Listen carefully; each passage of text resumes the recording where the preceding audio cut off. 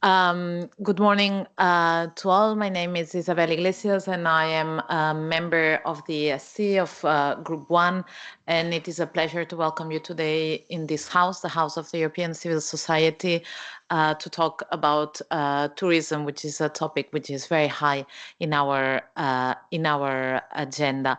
Let me start, first of all, before my real address, by remembering the victims of the devastating floods that we had in Spain just 1 week ago.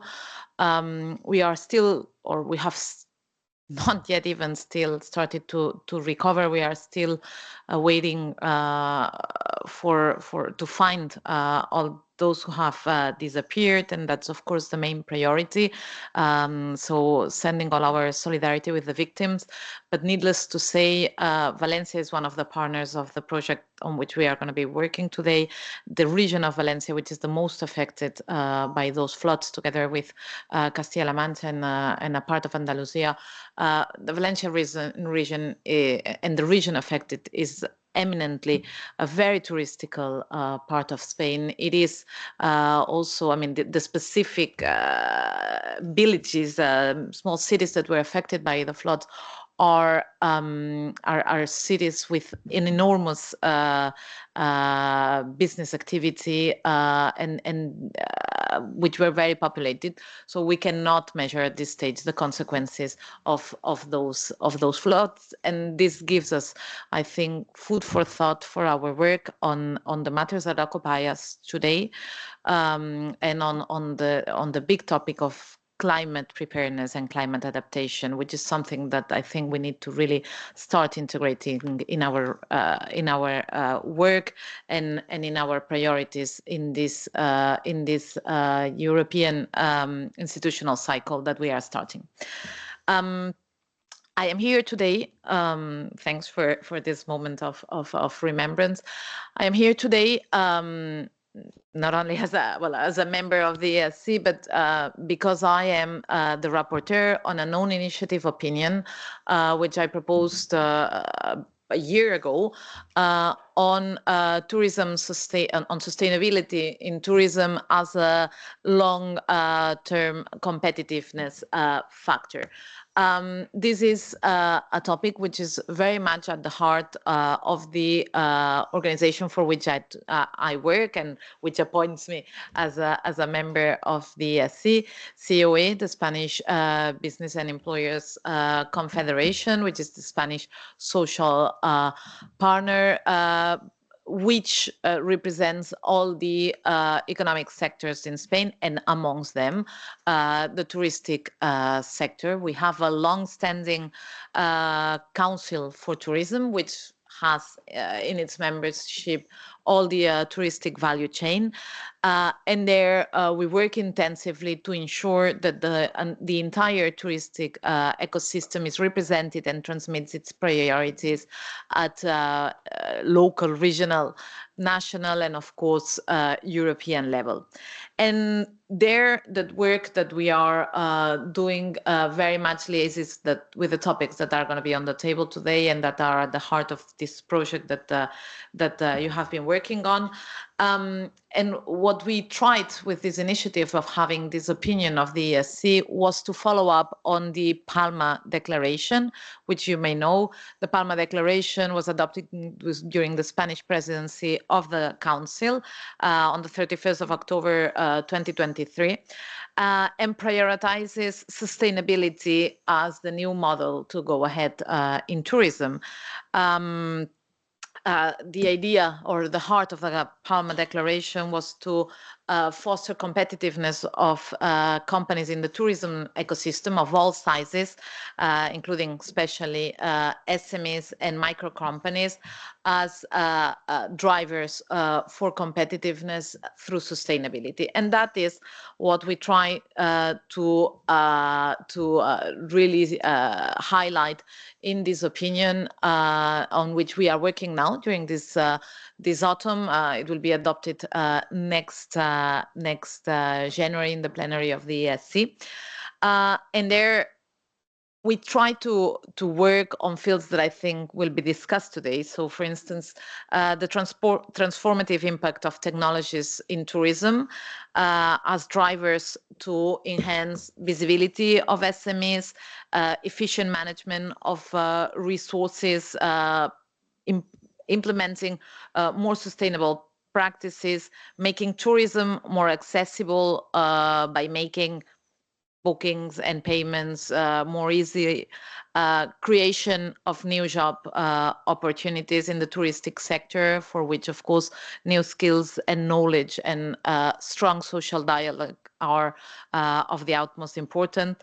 So all of this we are trying to reflect upon and to highlight in this opinion, which led to propose to this new EU institutional framework to work on a strong new strategy that leads tourism not only to talk about sustainability, but to go a step farther and to move and to help all the actors in the touristic system towards regenerative practices. So we believe that tourism must go in order to take all actors on board and to ensure the long-term sustainability of tourism in Europe towards regenerative tourism, which is nothing else than ensuring that tourism also is an actor of the circular economy.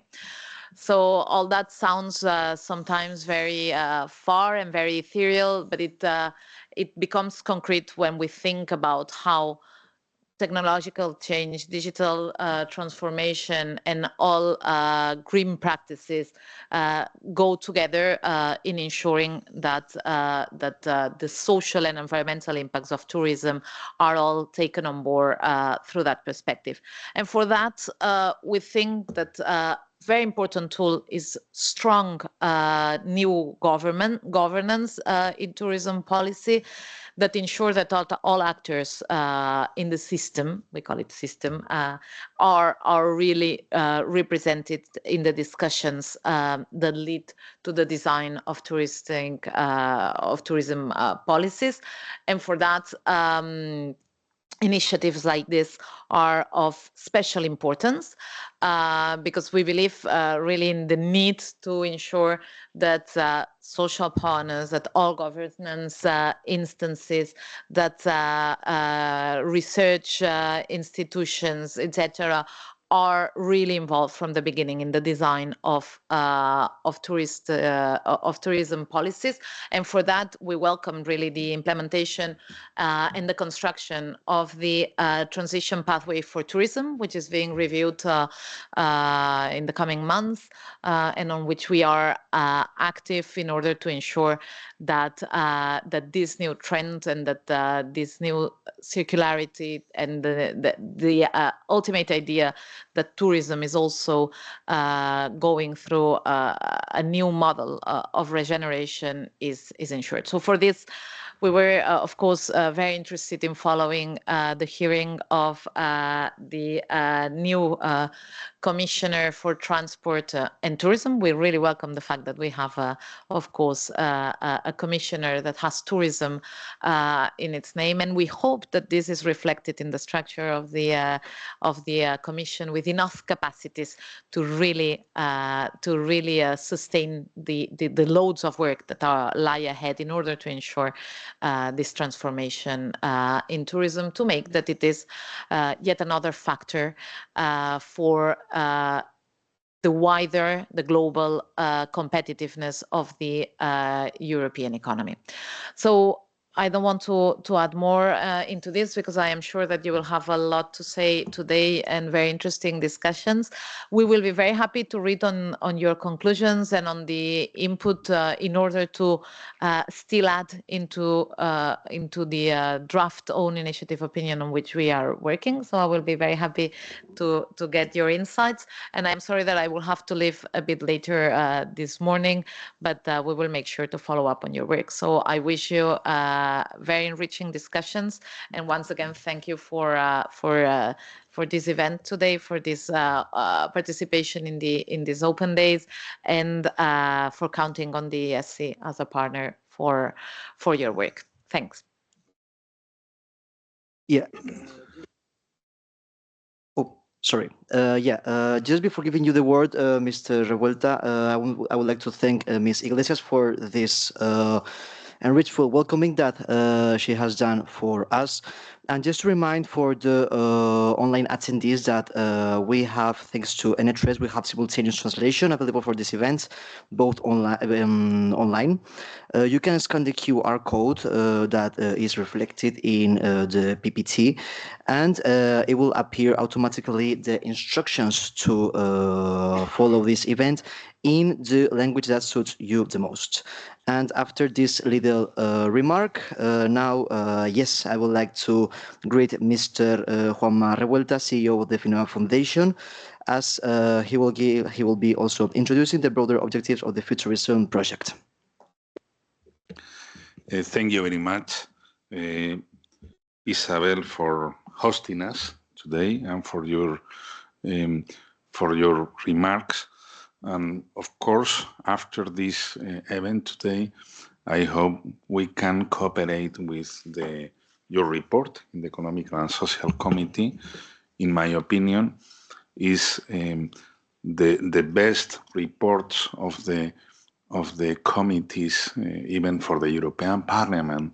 The content of the reports of the Economic and Social Committees are really appreciated, because are very technical, because represents the enterprises, but also the employers and the civil society. And thanks for this. We are sad because what has happening in Valencia. Our headquarters from Finova Foundation in Spain is in Valencia, and we have some part of our staff in Valencia. We have relatives and friends that are suffering a lot. And thank you very much for that. Okay, anyway, on behalf of Finova Foundation, we are one of our verticals, one of the most important areas of work is tourism. Today, we will have here in the Economic and Social Committee the Belgian launch of the call of Futurism. Futurism is the biggest, from a financial point of view, project financed from what today is called Single Market Program, and before was called COSME. Is a 4 million euros project that now in this first phase we launched last week, 31 from Lanzarote. We launched the call for identifying the best 60 startups, and we hope from Belgium. I would like to ask our panelists to disseminate, because we want to identify the best ideas, spin-offs from universities, startups, small and medium enterprises, with innovative ideas for the future of tourism. Today, we have all this social problem of tourist phobia, what they call tourist phobia, and perhaps we have to learn to try to do tourism more affordable, and we have to reduce the impact in cities where the citizens are really against tourism. Okay, perhaps the twin transition, digital dimension, and sustainability could help us to show us how to manage better, and for not collapsing. For example, in the center of Valencia, it's not possible to absorb at the same time 4 big cruisers that arrives and collapse the center of Valencia. It's not possible. And with the smart destination tools, with digital tools, I'm sure we will be able to manage better. For Finova Foundation, all what is circular economy. We are working from 15 years ago in circular economy, and we have very good practice to share, and also we try to promote. For example, we did in the SAT today, city of Valencia, we promote the project EcoBus to recycle all the olive oil from Oreca sector to move the buses of the city of Valencia.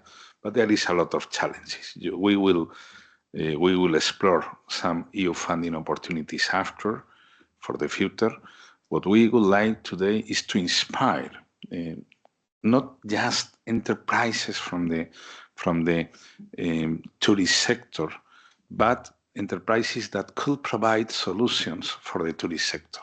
We are talking of PropTech, new materials, isolating buildings that can provide more energy efficiency solutions or storage.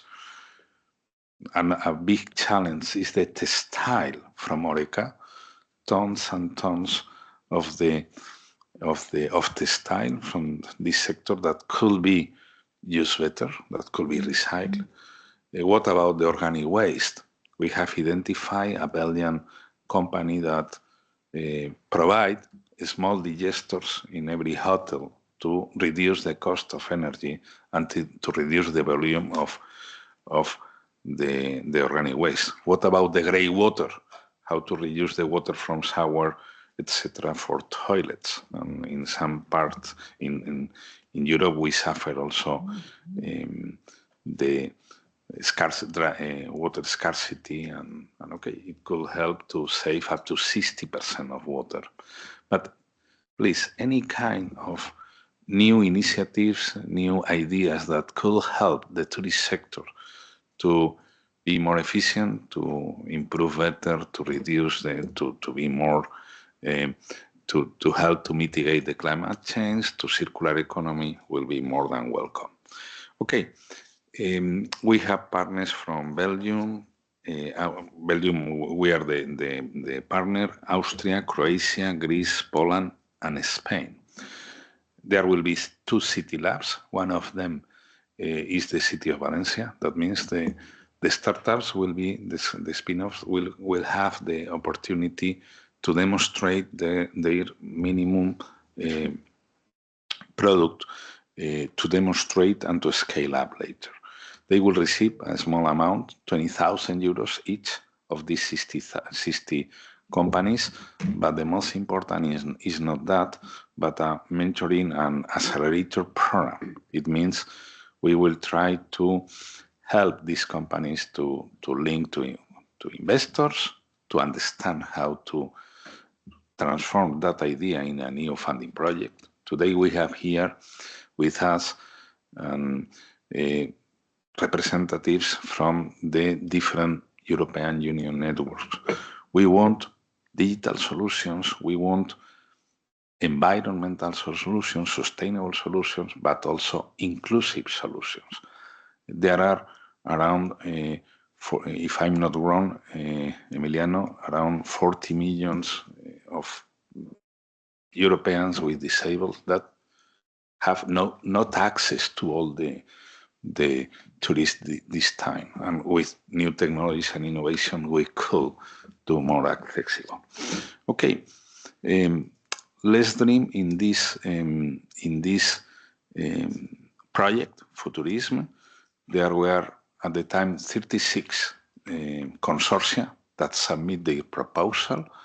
4 of them were approved. Our is the biggest, 4 million euros, but we want to cooperate with the rest of the consortia to learn in how to implement that. We have here with us also representatives of some governments that also, if they find interesting from Cantabria, perhaps an idea in blue tourism, they could help to implement and doing not an Interreg Atlantic, Interreg Sudoe, or Alive, or an Horizon, or whatever. And okay, thank you very much. Apologize because some technical problems of the internet did that we have to start a little bit later. We have, I think, a high quality panel today with representatives of the different networks and we have tried to design a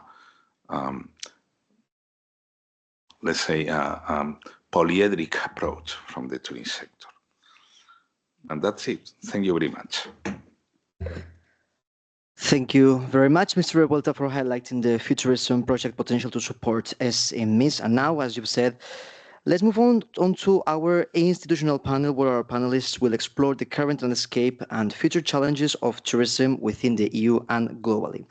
This session will provide us with a multi-layered view of how different regions and institutions are tackling sustainability and innovation within the sector. To begin, we are hosting online Mr. Antonio López de Ávila Muñoz, Director of Innovation, Education and Investment at the United Nations Tourism. He will provide us a global perspective discussing the emerging trends in tourism and how these are reshaping the industry. Mr. López de Ávila, the floor is yours. Thank you. Good morning to you all. Thank you for the invitation. It's a pleasure to be today with you and share what UN Tourism is thinking about the future of tourism from our perspective from the Innovation, Education and Investment Department. Can you hear me well? Yeah, we can hear you well. You can restart the view on, yeah. Okay, wonderful. I'm sharing my screen. Can you see it? Yeah, we can see it. Wonderful. So let's start. As you know, UN Tourism is part of the UN's agency, UN system, and we are mapping maps as innovative and data and digital capacities unit. We have been working for a long time, since 2018, that this unit started to work in the digital capacities of the governments related with tourism, always related with tourism. Our Secretary General is always supporting us because for him, innovation is key for the future of a sustainable, inclusive, and smart tourism worldwide.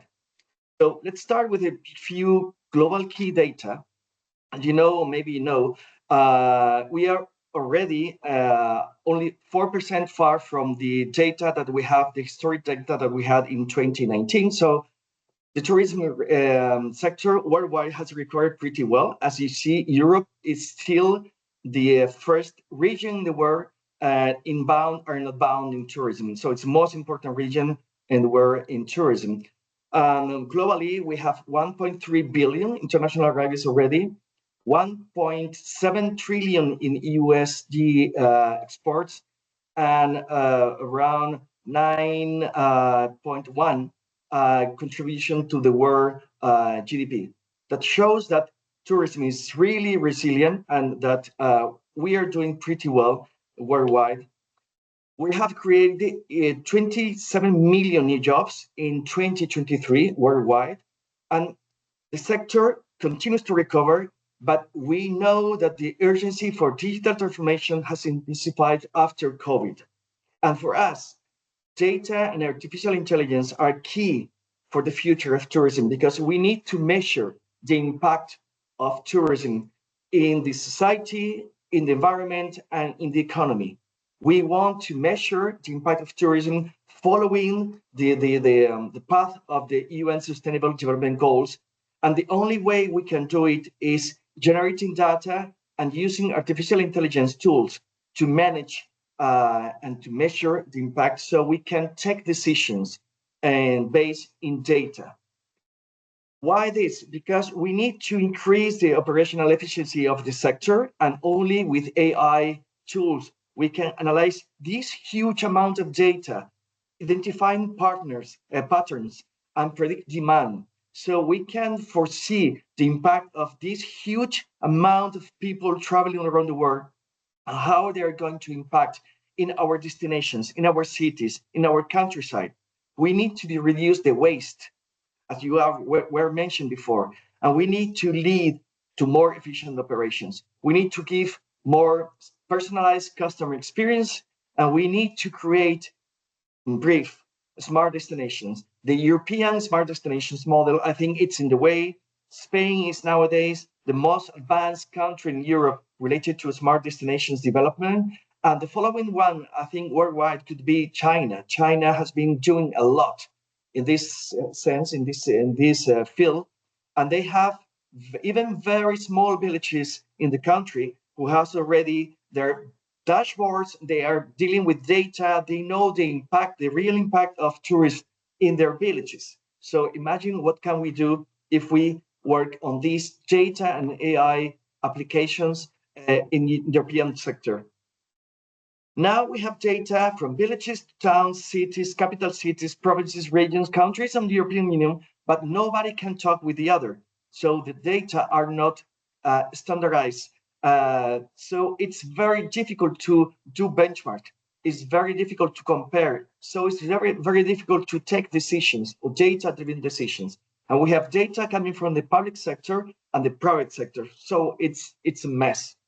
What do we need? We need to standardize data so we can do this benchmark. We need to compare the same things.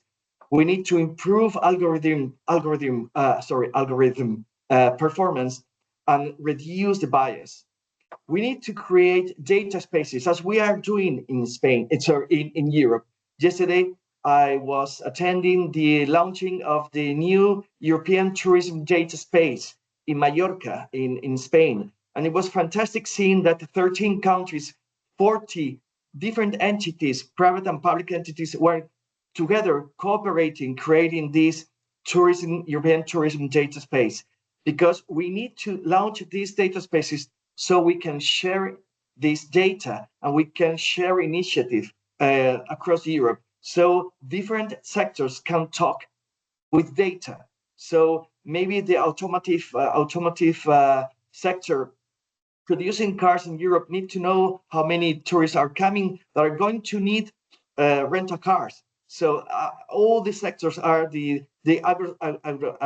agro sector, agri-food. All these sectors need to be connected with tourism because tourism is a very horizontal sector, and we're impacting the economy and the environment and the society.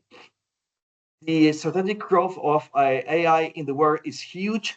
As you see, the top countries nowadays are those countries who has private corporations really pushing with AI, like with companies like Booking, TripAdvisor, Expedia, and all these OTAs and all these main actors in the tourism sector worldwide. So the economic impact of AI is going to be huge, and Europe cannot be aside. And what we are doing, we are dealing with people, planet, and prosperity. We are doing education for people so they can face this new approach in this new scenario. We need to impact the environment through these new technologies so we can reduce the negative impact of tourism in our environment. And we need to support, above all, SMEs worldwide. 80% of tourism enterprises are micro, small, and medium-sized enterprise worldwide. So we really need to support them because through them we will get this innovation that we need to cope for this. We are dealing with leading different bodies in the UN system to do this, doing research with other UN agencies, doing research on our own with other European actors or affiliate members like Saxion University. And we are seeing this is the only way we can work. We have to work with governments, startups, institutions, investors, corporations in academia, so we can go ahead. We have already supported more than 400 startups worldwide, and they have got like $2 billion to go ahead with their projects. So we are supporting innovation in the world. Almost 24% were led by women, which is important, and 20% are solutions in big data and AI. So it's very important to have this in mind. Our guidelines for countries on adopting data and AI in tourism so we can work on smart destinations is to develop national tourism data and AI strategies support public-private partnership so they can do the data sharing strategies, promote ethical data and AI use, create a universal nomenclature for AI and tourism because there's nothing there, so we need to work on the same basis. We need to provide incentive for SMEs, as I said, and we need to invest in infrastructure and above all in education. So we need to support all the different actors, accommodation, transportation, travel agencies, but also the smallest food and beverage business, leisure, conference, MICE, and cross-sector recommendations. What we are doing, we are now launching a new flagship report on data and a landscape in tourism worldwide that we will publish in 2025. We're working now in 2025 also in create a global work group to work on universal nomenclature for data and tourism to go ahead with a smart tourism model. And we are introducing a new artificial intelligence global challenge, which is this that we are launching today in London in the world travel market. So I think I have finished my presentation. I'm so sorry, it's too fast, but I had only seven minutes. I took 9. So sorry for taking more time that I was supposed to have, but I needed to share this for you so you know now what UN tourism is doing worldwide, and you know now that how we can work together. I mean, UN tourism and the European Union to to to create and to support a very sustainable, inclusive, and smart tourism model for the future. Thank you so much. Thank you very much, Mr. Lopez de Avila, for sharing these valuable insights on global trends. And we hope that we can collaborate with you in tourism in the future of our project. Next on stage will be Ms. Dorota Tomalak, Deputy Head of Unit at the Commission for Natural Resources, European Committee of the Regions, who will address the policy challenges and responses at the European Union level. Her insight will clarify how European policy supports tourism while addressing the sector's current challenges. Ms. Tomalak, the floor is yours. Thank you very much for this introduction. So as you heard, my name is Dorota, and I'm a Deputy Head of Unit at the European Committee of the Regions. The Committee of the Regions, in case you wonder, is a bit of a brother or sister committee to the Economic and Social Committee. We're a bit younger, about 30 years old, created to give a voice to local and regional politicians in European policymaking, but also to take that European-made decisions back home to the constituencies where they come from. And here, just to make it more practical, I want you to picture your own mayor, your burgmestre, your żupan, your hetman, your marszałek, your Landtagsabgeordnete, wherever you come from. These are the people who may either rule over the richest corners of Europe, or they may come from a hamlet that has more sheep than humans. But they have one thing in common. They have that democratic mandate that was given to them by the citizens to make decisions and to invest public money on their behalf. And that also stretches all the way to tourism policy. Now, you all know the big numbers that we hear a lot, almost like a mantra, that tourism contributes to 10% of European GDP and that it gives jobs to 12% of European citizens. Fair enough. But I think this number does not really give the real picture of just how important tourism is for certain corners of Europe. Let me take Malta as an example. There, tourism actually accounts for 30% of GDP. Or Canary Islands. There, it's actually 35. It's 1/3. And it gives jobs to 40% of Canarian citizens. And the numbers for Catalonia, for Tyrol, and other places like Jadranska in Croatia are in the same levels. So put it quite bluntly, it's tourism that brings home the bacon in many corners of Europe. Now, of course, for decades, we had this lovely idea that the volume is a sign of your success. So the more, the merrier. And then looking very historically, you know, the Cold War ended. Fantastic. It's the end of a history. Now it's just a bright future.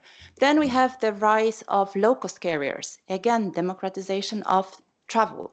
Then we have the platforms, online platforms appearing. And suddenly travel again gets a little bit easier, a little bit more affordable. It's for everyone. So we've seen that idea that the number is your success. But then, of course, the pandemic came and the war in Ukraine and the energy prices skyrocketed. The cost of living crisis occurred.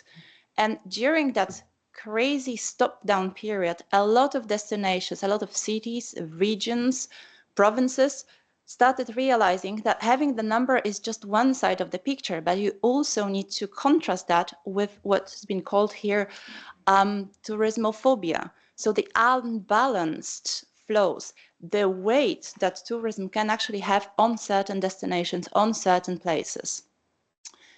You know, the former commissioner former commissioner mentioned once that tourism is actually the first ecosystem that has suffered from the pandemic. Well, he also added that it's going to be the last one to recover. Thankfully, he got that part wrong. We've heard moments ago from the UN that it's on a recovery path. I think for Europe, we actually are out of the woods right now. So while we celebrate today this amazing resilience and this amazing recovery that our ecosystem made, there also has been a shift in that perception of what constitutes a success and also of what we need to have included in our tourism strategies.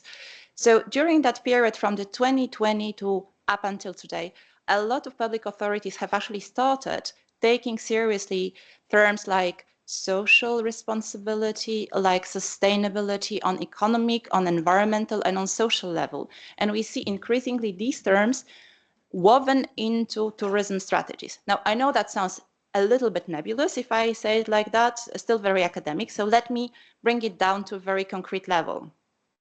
So, for instance, regions such as Spanish Navarra or the Romanian Mura-Mareș, I hope I'm pronouncing that right, started working with their local observatories, collecting the data, but also sharing the data with tourism companies and tourism stakeholders. Because obviously, without the data, you can't make a serious business plan and you can't make a serious policy intervention that would be sound on the ground. But also other regions, such as the Czech Liberec, for instance, decided to turn its century-old cultural heritage, the glassmaking, into something that becomes a magnet for tourism, coming to see that ancient craft taking a modern twist. But also for that, they obviously needed companies that are still there producing the crystals. And quite interestingly, of course, you don't come to see the crystals being made only in July. It's something that you can do in any season of the year. So that releases the pressure a lot of destinations feel over the summer. And of course, a lot of destinations have been looking at their transport and mobility, because that is the one big elephant in the room. That it's actually transportation that is making our climate suffer. So places like Zagreb, like Pays de la Loire, like Timiș in Romania, like Druskienniki or Emilia-Romagna, they've all started investing very heavily in their cycling infrastructure, making sure that their destinations, their attractions are accessible by soft measures, by soft transport and not just individual cars. So this is something that may be good for environment, but it's also certainly good for their tourism strategies and attraction. Meanwhile, the city of Bremenhaven in Germany decided to support local operators on the ground and offer capacity building, training, access to funding, but also advice how to make their own operation, the operations of the SMEs, a bit more greener, a bit more sustainable in that aspect.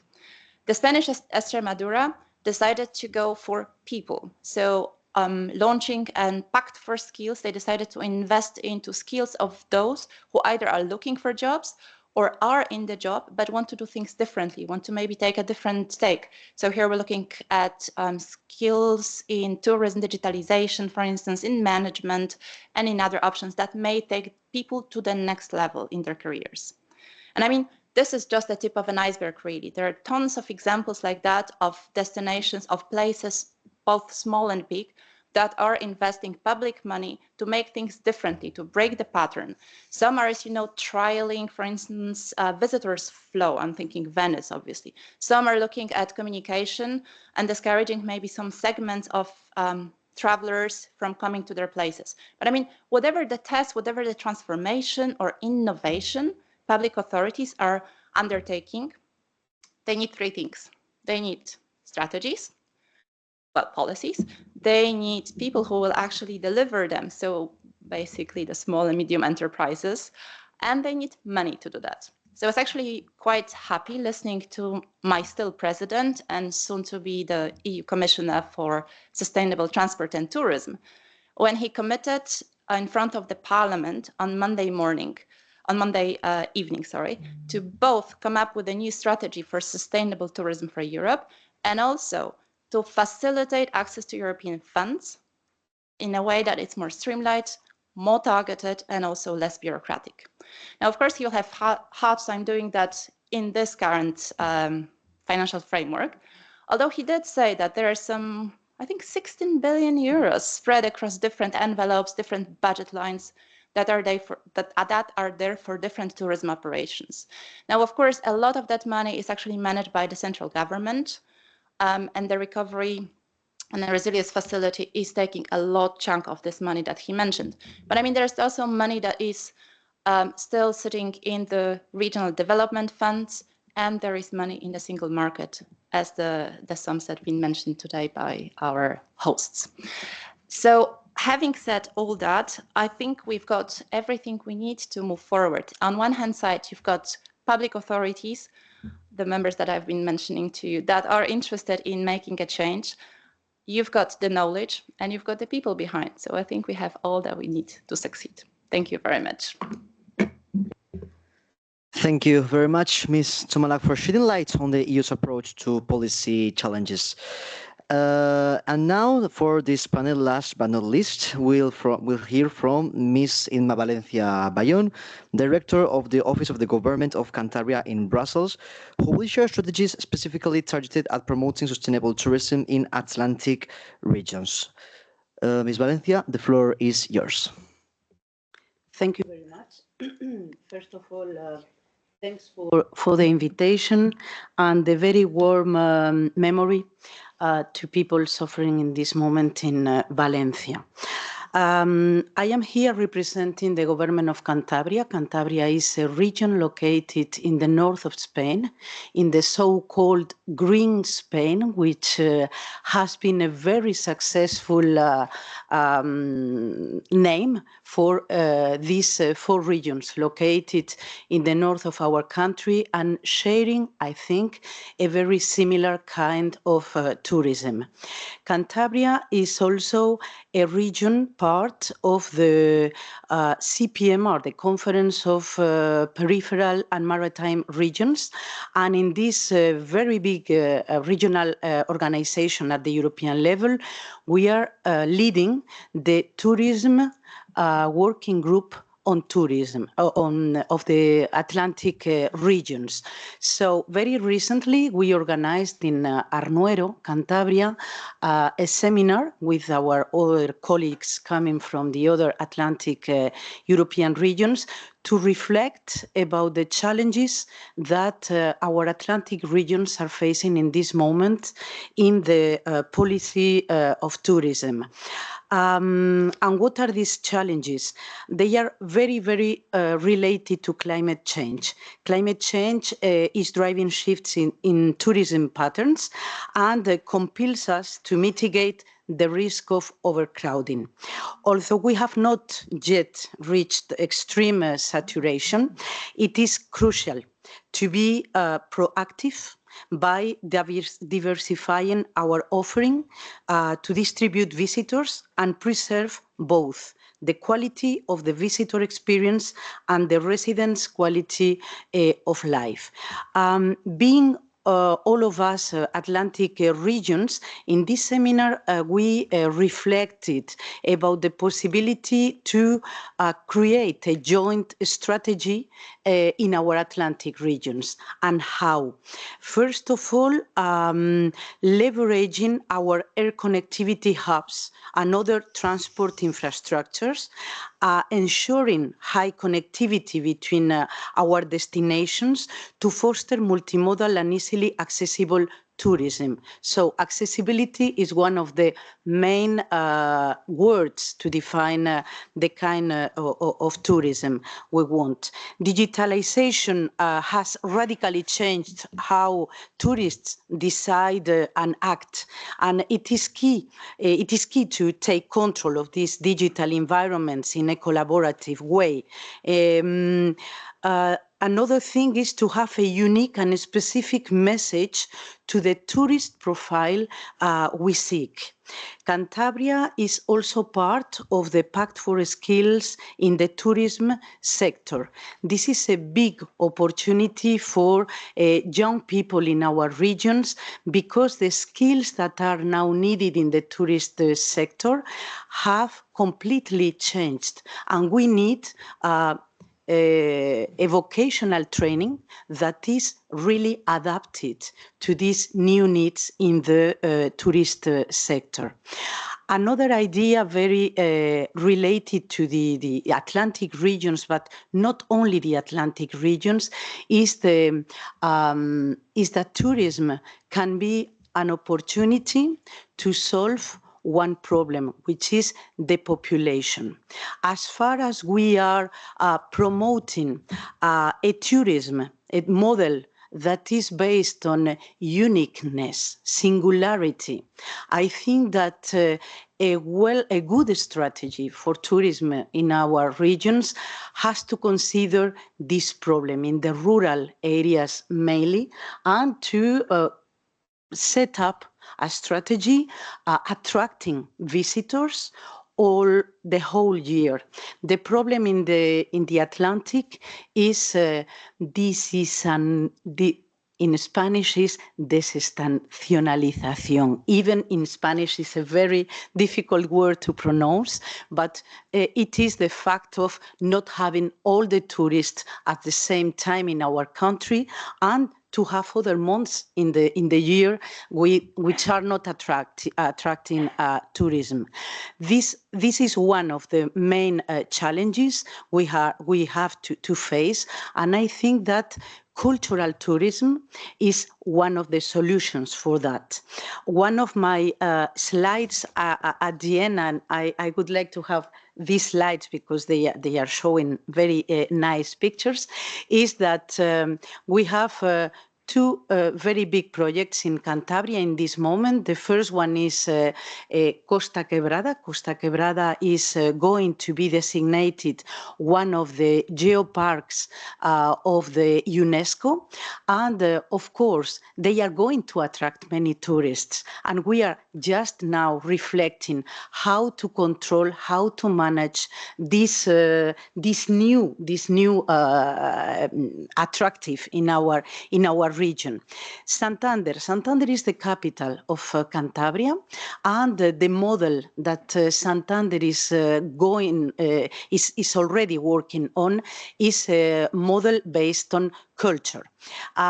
Culture is a driver of social and economic development, and we have several. If you visit now Santander, there are works everywhere in the city because we are building up this idea of cultural city in the future with many museums, with many cultural activities. We are a summer that is a very cultural summer with the International Festival of Santander, with the International University Menéndez Pelayo that is also bringing a very cultural activity in the city. But we have the commitment of the private sector with the Bank of Santander, with this Centro Botín, which is now one of the most cultural centers visited in our region, in our country, I would say. The Museum of Prehistory and Archaeology of Cantabria will be a jewel for the prehistory in the world. So we are working on that. And just to finish with some words referred to my region, very recently, the president of our region talked about the figures in our regions regarding cultural tourism, and many visitors came to Cantabria last year in 2023 just to visit cultural attractions. So I think this is an opportunity, and I will finish with 3 keywords that the Atlantic regions agreed together in our meeting in Arnuero. First is planning. Planning is based on what has already been said, data, artificial intelligence.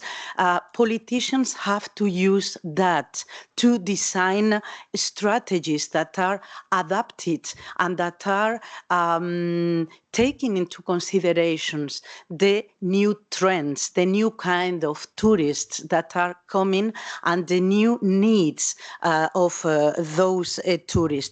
The second keyword is regulation.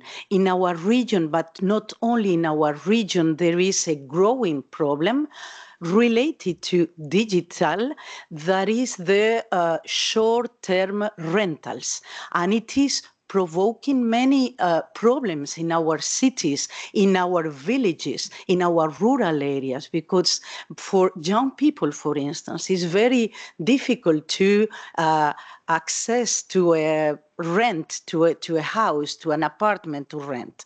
So regulation is maybe one of the solutions, but we have to make a smart regulation to avoid maybe other problems. And the third keyword is this awful word, deseasonalizing. We have to find the right formula to attract tourists all over the year. So just to let you know, Juanma, we would be very interested in our Atlantic Car Working Group of Tourism to know a little bit more about the project you are working on, because of course we want to develop an entrepreneurial sector around all the new needs that the tourism sector has now. Thank you very much. Thank you very much, Ms. Valencia Bayón, for illustrating us how regional, and in this case, how this strategy that Cantabria is following can make a substantial difference in tourism. And now we are moving on to the next part of our session. We are moving now to the detailed presentation of the Futurism Acceleration Program, which aims to empower SMEs in the tourism sector with the resources they need to innovate and thrive in a sustainable and competitive environment. Leading this session, we have Ms. Laia Mani, Project Manager at Finova Foundation. And Ms. Mani will talk us through the program's goals, eligibility criteria, and the application process. This presentation is a great chance to understand the unique support and funding available to help SMEs in the transition towards sustainability and digitalization. Following her presentation, Ms. Mani will also lead a Q&A session to answer any specific questions that you might have about the program during Ms. Mani's presentation. They will display several QRs with question stickers that you will see. You can scan the QR code and you can upload your answers there. That's for the people that are attending online, for the people that are here on site in Brussels in the EESC. After Ms. Mani's presentation, you can just raise the hand and I will give you the word. So, Ms. Mani, the floor is yours. Thank you very much. Can you hear me? Okay, thank you so much for the introduction. And as John has said, we're going to go through the open call for proposals for Futurism Accelerator Program. It has been previously explained what the Futurism project is by Mr. Juanma Revuelta, but we're going to go through it for a little bit. So, first of all, Futurism is a project, future business support ecosystem for tourism SME transition to green and digital resilience, and aims to support tourism SMEs, startups, and scale-ups in their green and digital transitions across Europe. It is co-founded, as Juanma has said, by the Single Market Program, and it is a 3-year collaborative project from September 2023 to September 2026. And it brings together 7 European countries, 6 of which provide direct business support services to SMEs through experienced experts. It aims to empower SMEs and in the green and digital era, and as it is outlined in the EU's transition pathway for tourism. Food tourism offers acceleration services, funding, and guidance to SMEs seeking to elevate their tourism operations and sustainability and resilience and innovation. All this while supporting the European Green Deal and the digital single market. The food tourism supports EU ambitions to address these common challenges of the tourism sector, such as the crisis prevention and management, digital and transition, and green transition. And this project adopts a whole system approach of change, moving from 4.0 tourism industry and focusing on single destinations and applying the concept of Industry 5.0, which puts the human and societal impact dimensions at the center of technological, industrial development and capital growth. Let's move on. Well, here we have the budget. It's 4 million euros. And as John has previously said, here we have a QR code. In case you have any questions, you can scan it and leave the questions in there. We're gonna keep going. Oops, it's moved a bit. The main objectives, it's to create a network of business support organization in 6 European countries, which has been previously mentioned: Croatia, Spain, Belgium, Greece, Austria, and Poland. It is to support 2 large pilot destinations, Valencia in Spain and Project Parenzo in Croatia, demonstrating best practices at destination level and supporting SMEs through collaborating in living labs. And it is to provide funding and expertise to 102 SMEs projects aimed at transforming the tourism practices through 2 programs. It is also to support 60 tourism SMEs, approximately 10 per country of the ones I mentioned, in Europe in the development of innovative solutions for sustainable and digital tourism. Let's move on. And at the heart of this project, there are 2 consecutive pilot funding and business support schemes. We have the Food Tourism Acceleration Program, which is the one that we're gonna mostly focus on, as it is the call that recently opened the 31st of October. It provides 1.2 million to support 60 SMEs, around 10 per country, as mentioned, and focused on sustainable and digital tourism innovations. Each SME receives 20,000 as a lump sum. And then we have the Food Tourism Scaling Up Program, which is set for 2025. This is a 1.226 million fund, which will support 42 partnerships within tourism SMEs and key public-private entities focused on co-designing green and digital solutions. Each project receives around 30,000, but more information can be found in the call. And more information will be provided once this is open. So the overall goal of food tourism is to foster transnational cooperation among SMEs, clusters, accelerators, and DMOs for sustainable, replicable business practices across the European Union. Here we're gonna find the consortium in the call, which we will find the QR code in a bit. You have next to each of them their website, so I invite you to check it out. And now let's move to the acceleration program, which is the one that we're here to talk about. The objective of this program is to select and support innovative solutions, projects, processes, services, and/or business models of individual SMEs, advancing sustainability and digitalization within the tourism sectors across Austria, Belgium, Croatia, Greece, Poland, and Spain. A total of 60 SMEs will be supported through this 8-month program, which offers a blended approach of funding and comprehensive learning and training support to drive innovation in the tourism industry.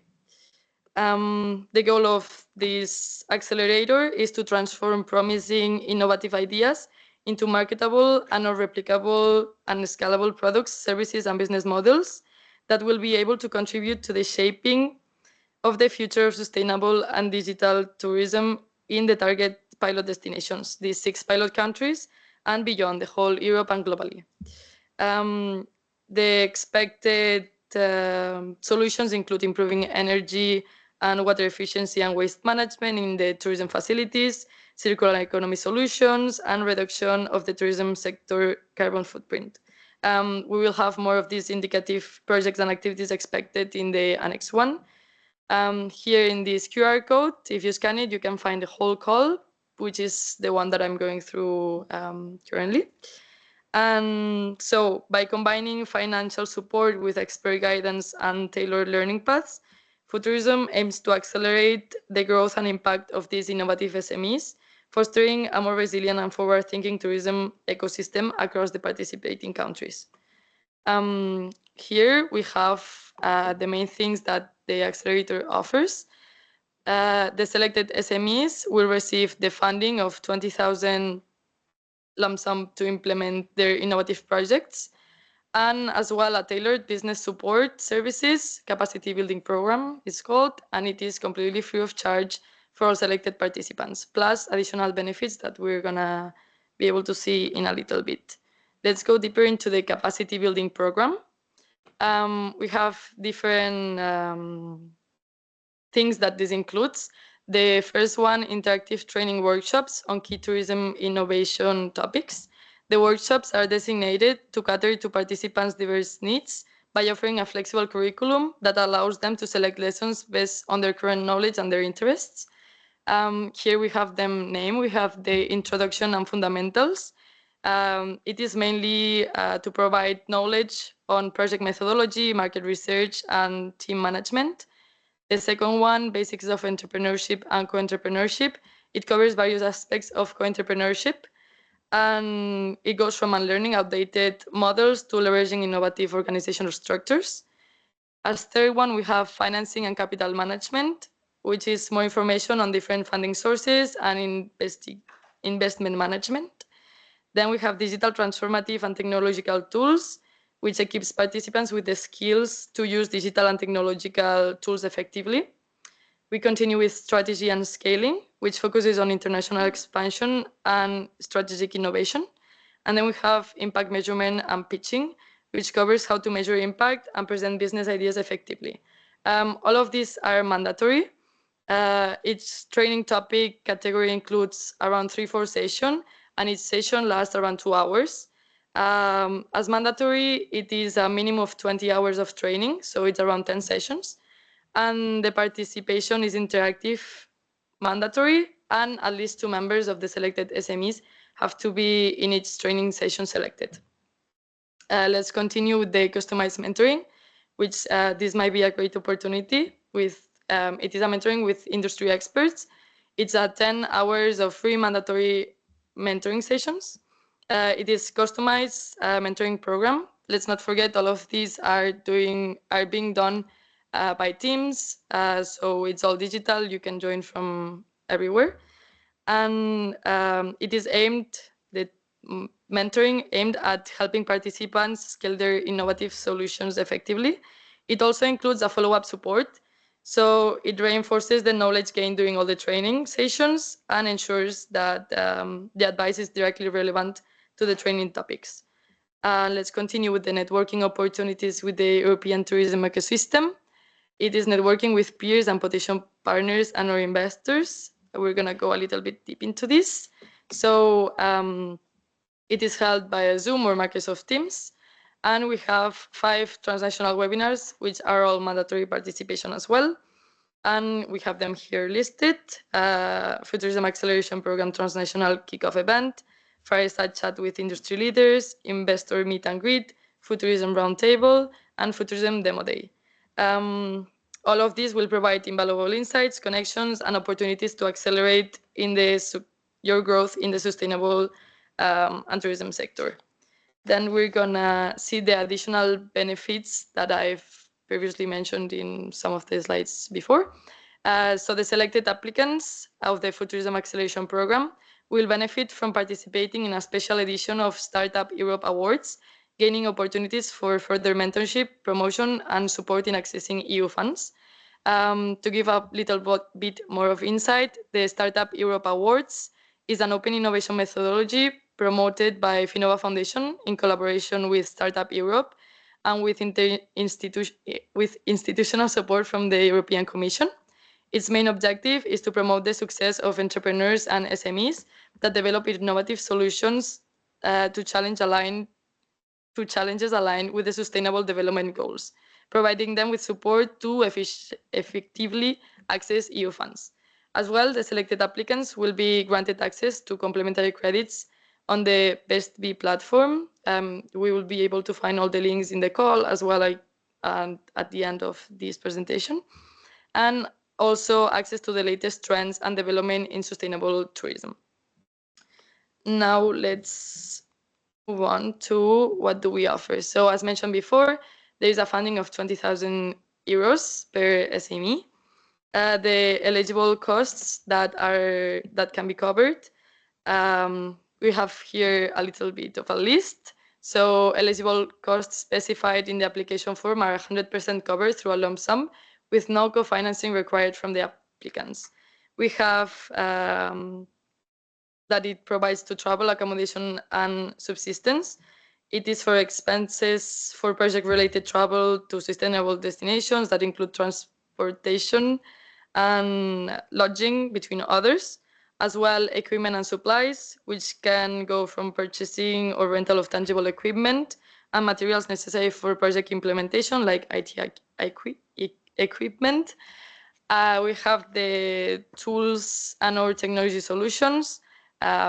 These can be tangible assets that contribute to the successful delivery of the innovative solution detailed in the project application, and consultancy services, which is services provided by external expert or organizations that are essential for the project execution. Inside of these consultancy services, we can find prototype development, market studies, training and transition processes, certification and standardization costs, between others. And all of these services can be procured by any EU member state and countries associated with the COSME part of the Single Market Program. And this paid consultancy, it is really important, or other services cannot be procured from members of the Food Tourism Consortium, or that are from any persons having powers of representation inside within the SME. And in regards to other direct costs, we have, for example, software licenses and other digital tools, communication expenses, all of that. So all the services provided by the Futurism Consortium partners under the capacity building program are provided for free, and then these are the eligible costs for the rest of the things that may be needed. Let's move on to who can apply. So as mentioned, the most important thing is that this is for SMEs.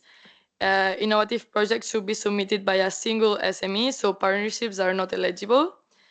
And we find here most of the basic requirements. It has to be legally established in Austria, Belgium, Croatia, Greece, Poland, or Spain, with at least 6 months of operation. It has to be active or willing to become active in the sustainable, green, or digital tourism ecosystem and show a clear impact on the key challenges highlighted in this call.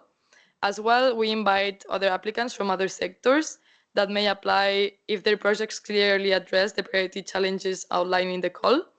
And furthermore, it has to be eligible regardless of legal structure, provided the applicant meets the SME eligibility criteria specific to their country, as well to the EU standards. Let's move on to this. The activities that can be funded. The Futurism Acceleration Program will support individual SMEs proposing innovative solutions of a product, service, and or business model with the potential for pilot testing and or scaling up, contributing to a more sustainable green and digital tourism.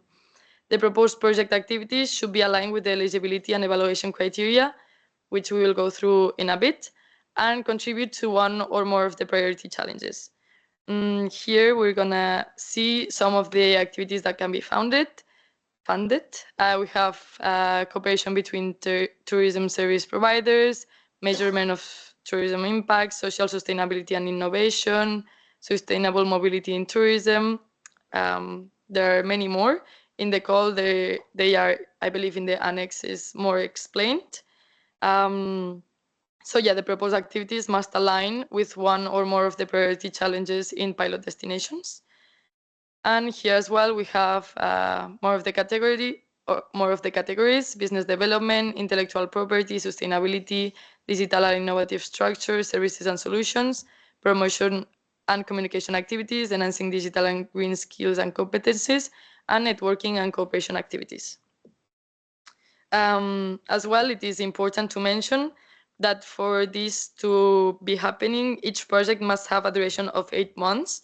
Projects with a duration longer or shorter than 8 months will not be considered as eligible to apply. And let's move on to the evaluation. So the evaluation will be carried out in 2 phases: the eligibility and admission check and the quality evaluation. Let's first see the eligibility and admissibility check. It is a pass or fail procedure carried out by the Futurism Consortium, and it undergoes a rigorous admissibility check to ensure the basic requirements. As previously mentioned, it has to be legally established SME in one of the 6 eligible countries. It has to be sent in before the deadline with all the required documents. It is important that all the documents, as it will be mentioned after, that all it has to be in English, and the proposal presents an innovative project that has not already been funded elsewhere, so it has to be new, and the applicant is submitting only 1 proposal per SME, and no conflicts of interest may exist. This check, as mentioned, will be carried out by the consortium, and once the pass-fail check is carried out, there will be an eligible application list produced, and after this, the quality evaluation procedure will follow. Here we have a bit more insights on the quality evaluation. It will be done by 2 experts from the Futurism Consortium based on the following criteria: excellence, impact, and implementation. Excellence will focus on innovation and ambition, solution quality, methodology, credibility. And then the second, impact, will focus on market potential and strategy, green digital transition contribution, scaling and growth potential, economic societal impact. And the third one, implementation, which will focus on team quality and experience, work plan feasibility and risk management, and budget resources sustainability. If we see here next to it, it says 1 to 10. These are the points. We would be grading from 1 to 10. From poor, fair, good, very good, or excellent, we're going to see in the next slide.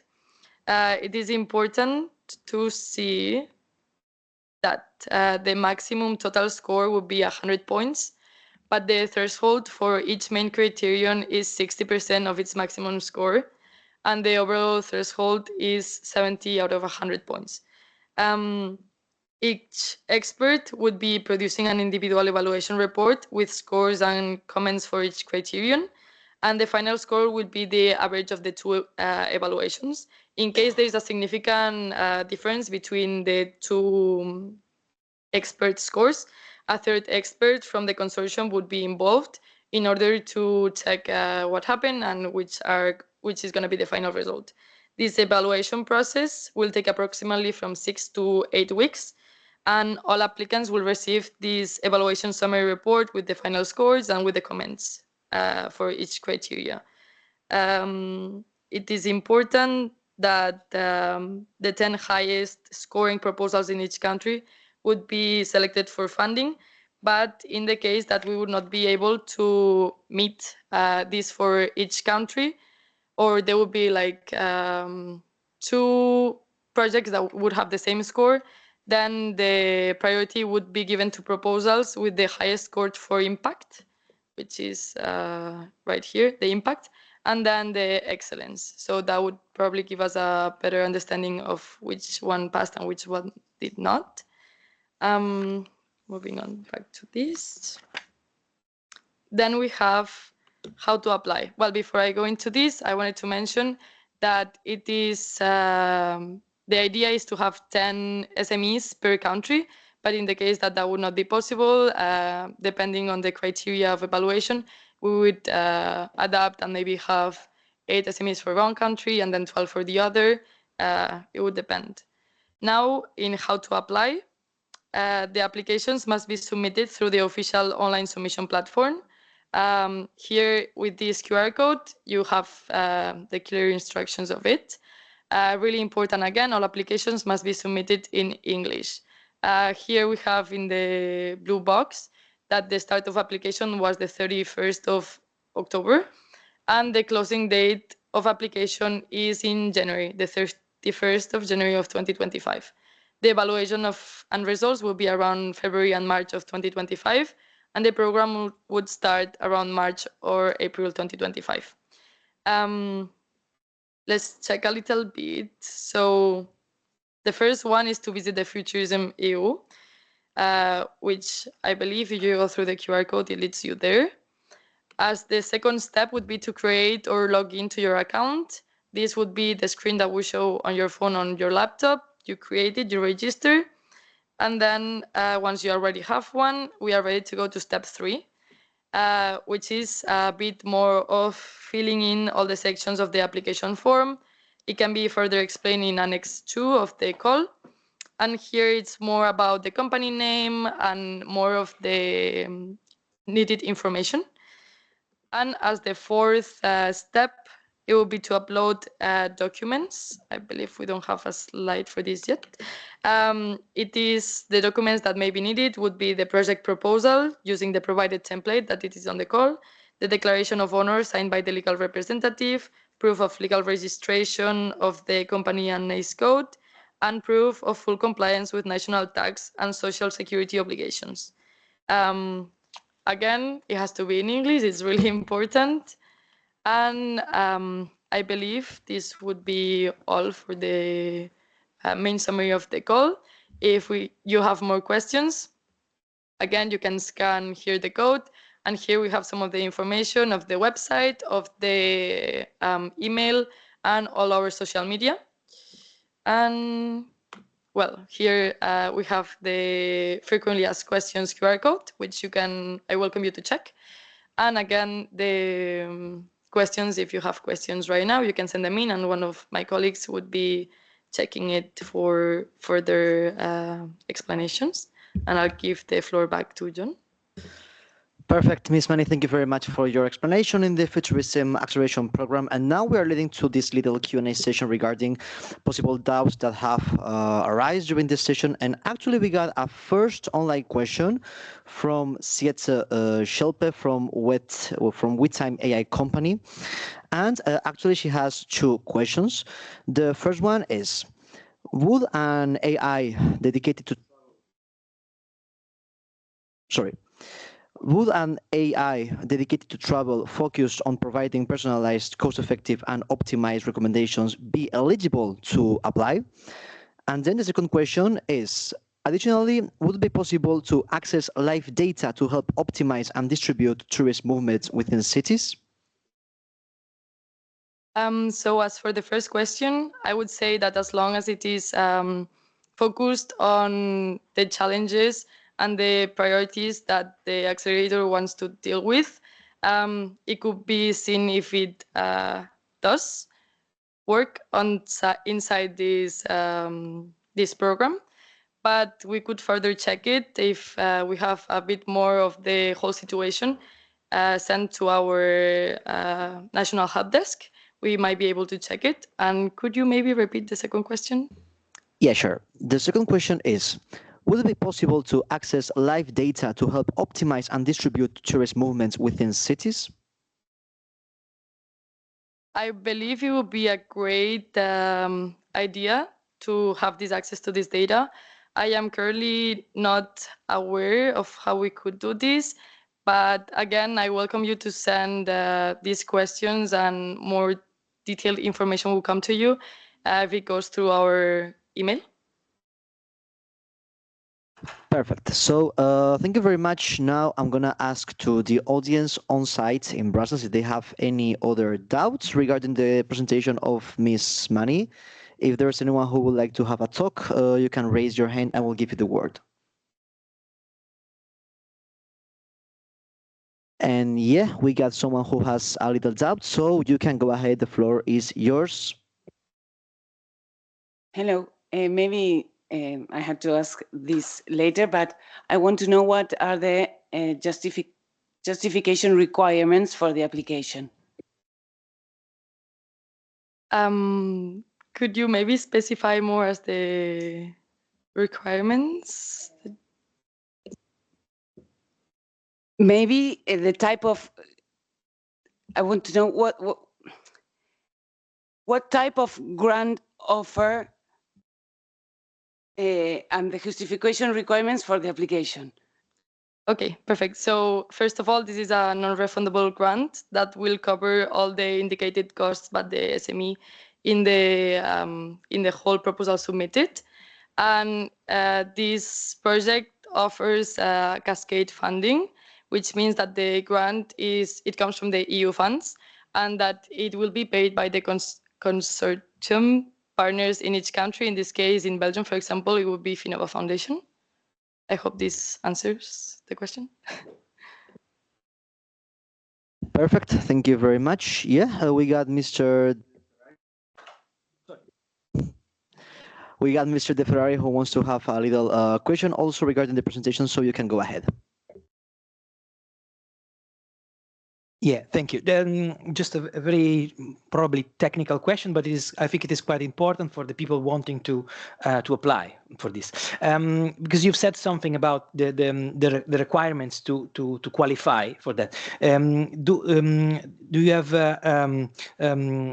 thought about a specific number of so-called NACE code, NACE codes to be for them to apply to the call, or it is a broader, let's say, application?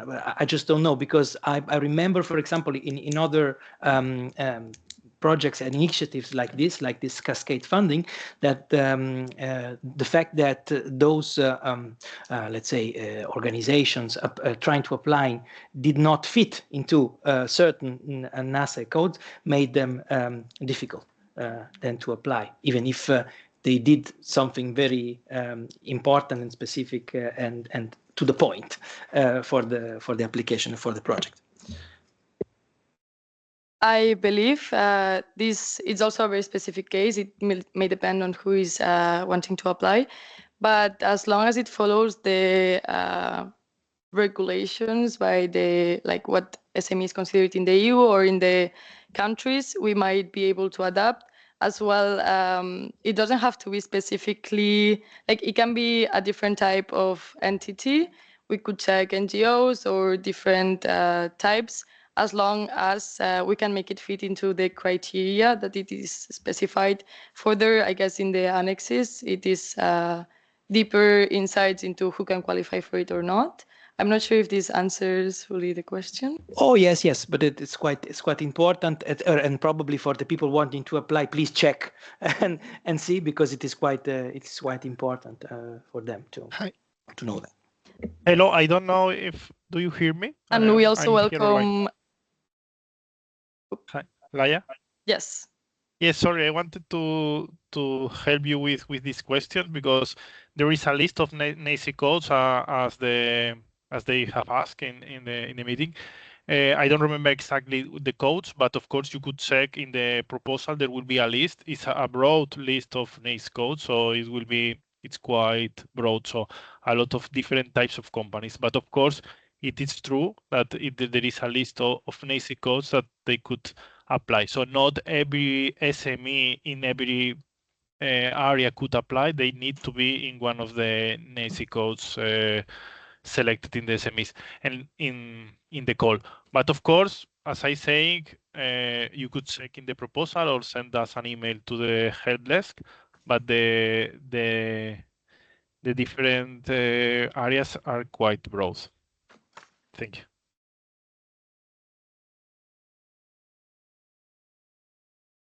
Yeah, thank you very much, Adrian, for the explanation on the answer.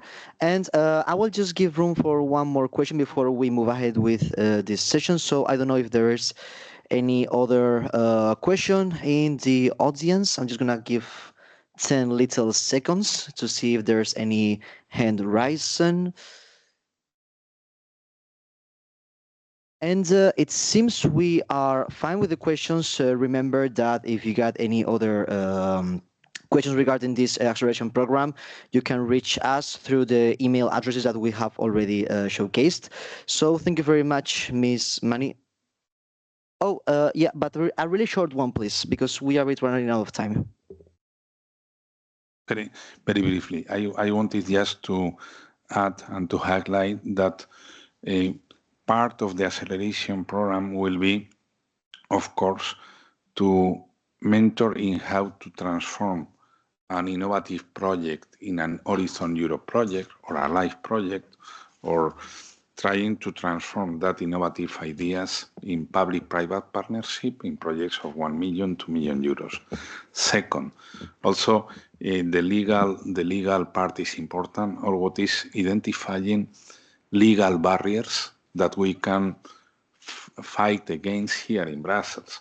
I'm talking about the legal barriers, for example, for companies that has very innovative energy efficiency solutions or water recycling solutions, but they have some barriers in a local or in a regional scale. And finally, we are going also to help in two lines. One, to have access to investors, private investors for that companies if they need. And finally, about the internationalization. That's important. We can help in United States, in Latin America, especially Chile, Colombia, Peru, and Argentina, and here in Brussels for some companies, Benelux market is important. Thank you. Thank you very much, Mr. Revolta, for your contribution. And before we move ahead, I'd like to remind you that thanks to N3, we have simultaneous translation available for this event both online and on site. You can scan the QR code, then select an available language, the one that suits you the best to follow this event. And remember that you have to have some headphones plugged in so you can enjoy of this simultaneous translation. So thank you very much once again to N3 for providing us with this service. And now we are moving ahead to the next panel, to the stakeholder panel called Innovation in Tourism within the Competitive Ecosystem. This panel will explore the importance of innovation within the tourism sector, featuring stakeholders who are leading transformative efforts in accessibility, inclusivity, and cultural tourism. Before we start this panel, two little remarks. Due to we started a bit late due to the technical issues, I would like to ask kindly our speakers if they can please adhere to the allocated time for the presentations. And we have a little change in the agenda because we have Mr. Bart Noit, given personal reasons. He will be the first one who will be talking in this panel. So for sure, I'm giving the word to Mr. Bart Noitz, Smart Culture Project Coordinator, who will present a taxonomy of innovative methodologies and practices in cultural tourism based on insights from this project from Smart Culture Project. Mr. Noitz, thank you very much for being with us. The floor is yours. Thank you very much. And yeah, sorry for the difficulties in the agenda, but I have some conflicting meetings, so I can only stay on until 11:30. Now, for the presentation, do you share it or do I share my screen? What is easiest? The easiest is it will be if you share your own screen, please. Yeah. Okay.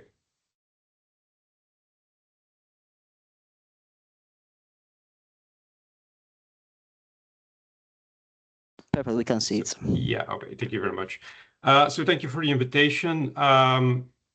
I was involved in the Smart Culture project, which was a Horizon research and innovation action that was running from January 2020 until June 2023. So it ended last year. it's an important aspect to mention that there was a research and innovation action. And I think what was said by the previous speaker as well, it's important because one of the limitations that we felt, we were focusing on supporting community-led interventions in cultural tourism in regions that were underdeveloped, where cultural tourism could really contribute to the economy. But we felt the limitation that being in a research and innovation action, we didn't actually have any funding that we could redirect for the actual hard interventions to support there.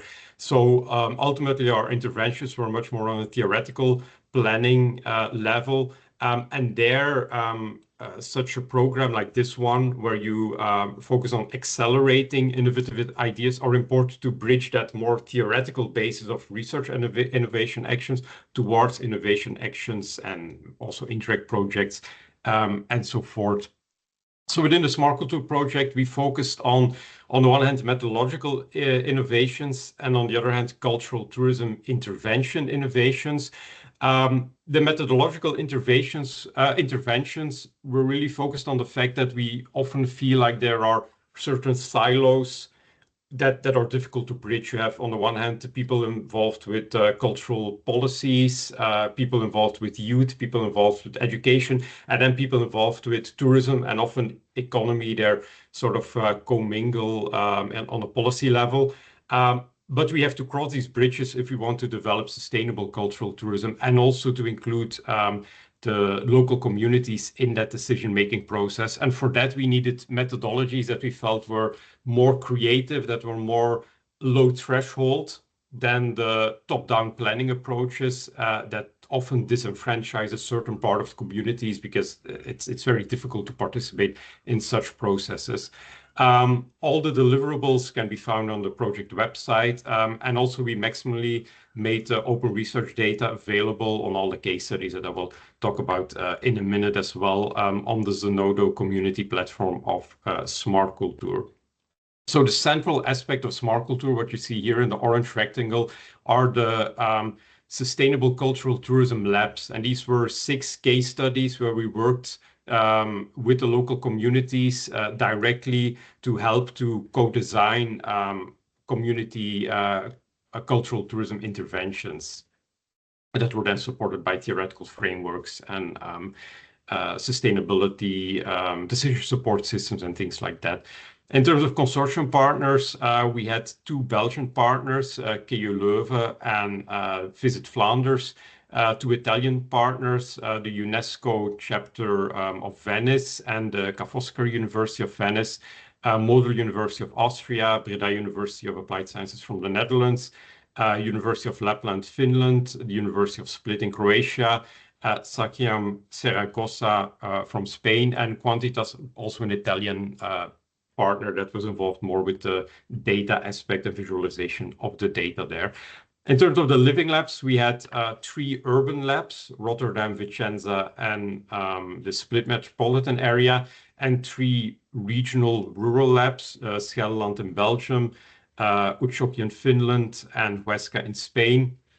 And they covered over 50 stakeholders that included both policymakers on different levels from different subsectors of public bodies, both cultural sector, tourism, economy, transportation, resident groups, tourism industry stakeholders and entrepreneurs, chambers of commerce, and cultural and creative industries there. In terms of innovations and methodology, we focused on service design and arts-based workshop methods that we include all in a toolkit to propose people with different methodologies to help to generate common understanding and co-design solutions, both in terms of the earlier phases of discovering what is a contextual framework we work in, defining together what are common needs and issues that we face, ideate and develop community-based solutions and the stakeholders involved in those solutions. And then in terms of the delivery, prototyping them and testing them, and then have a feedback loop as well, potentially to another development phase. So examples of these tools can be placemaking, Q-sort methodology, customer journey mapping. We developed a serious game to play with stakeholders as well dynamic house of quality. So the toolkit provides a sort of step-by-step approach on how would you implement these sort of workshop methods to have a community-based ideation of innovative cultural tourism practices. When we went towards developing cultural tourism interventions, or at least starting to develop cultural tourism interventions, a first aspect was we also wanted to learn from successful case studies that had already happened throughout Europe that could then serve the ideation in these living labs. So we collected data on context and background information, reasons for certain cultural tourism interventions, the intervention itself, what was it about, what were the resources needed and the tools necessary to design such interventions, what have been the impacts of the interventions, and what are the perceived success conditions and limiting factors. So we covered 107 case studies and then created a taxonomy of essential purposes, because we could see that some interventions are more focused on really protecting and restoring cultural heritage rather than developing tourism in that sense. On the other hand, you have innovations that try to develop and innovate, and that can be both human resource innovations in terms of skill development, knowledge development, but it can also about creating new products and experiences. Can be about storytelling in terms of interpretation and creating understanding of cultural heritage and the history behind it, involving and connecting usually between local community members and visitors there, or stakeholder partnerships, or also cultural heritage routes, linking cultural heritage in different regions. And then managing and influencing is more visitor flow management, tourism planning and development. And then through those 6 living labs, we brought together a large group of stakeholders, as I said before, and throughout this Smart Culture project, we try to ideate together specific cultural tourism interventions that were supported by the communities. So in a lot of these cases, particularly in Rotterdam and in Huesca, it was really about developing a common plan and a framework for a cultural tourism strategy that was community supported and supported by a large range of stakeholders in these regions. In Utsjoki, it was about developing tools for more eco-friendly behavior of visitors, so more through storytelling and gamification of nature-based visitation. In Vicenza and Scheldeland, it was about creating a tourist experience, more of a route throughout the region, also linked with slow tourism and slow means of transportation. And in Split, it was about capacity building activities and creating educational programs aimed not just towards students, but also towards business owners, SMEs, on how to work with cultural tourism, how to innovate, and how to develop sustainable products there. But all in all these interventions that we ended up with this Smart Culture, they remained at a more of a theoretical level, because we lacked that financial incentive that we could propose to them to actually implement these changes, because you can ideate as much as you want. You always need financial backing for it as well there. So that was in short a small overview of the Smart Culture project. Thank you very much, Mr. Noit, for sharing these innovative approaches to cultural tourism. I'm sure that your insights had a new dimension to our understanding of sustainable tourism, and thank you for showcasing the results of your project. Now we are moving ahead for our next panelist. We welcome Mr. Frank Bostels, CEO of the Belgian Travel Confederation, who will discuss how sustainability in travel and tourism can mean opportunity for this sector. So thank you very much, Mr. Bostels. The floor is yours. Well, I thank you for having me. I have joined the BTC 1 month ago, so I'm quite fresh. Thank you for giving us the opportunity to be here. I've already learned a very difficult word to add in my collection, which is desessentialisation. Thank you very much for that. And I'm also glad to have the opportunity to see if we are on the right track, to seek some endorsement for our current and inspiration for our future actions. The Belgian Travel Confederation is a recently created entity, a confederation. People who are familiar with Belgium know that everything is very fragmented over here, and so are our associations, our professional associations, especially in tourism, as we have a Flemish, a French, a dissident Flemish, and so on, different association for every activity in tourism. Our goal is to put them all together, have one word, and we were forced to think that way after the recent COVID epidemic, where we had to speak to the political stakeholders, and they would not have time to speak to every individual association.